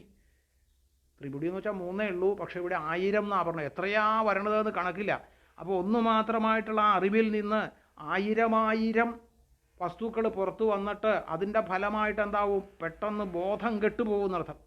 തന്മതി മറന്ന് ആഹാര നിദ്ര മൈഥുനാദികളിലൊക്കെ പ്രിയം, അന്നാദിയിൽ പ്രിയമുയർന്ന്. അന്നാദി എന്ന് വെച്ചാൽ ആഹാര നിദ്ര മൈഥുനാദികൾ. ഇതിലൊക്കെ പ്രിയം വന്ന് അതിൻ്റെ ഫലം എന്തായി? ആടലാം കടലിൽ ഒന്നായി വീണു എന്നർത്ഥം.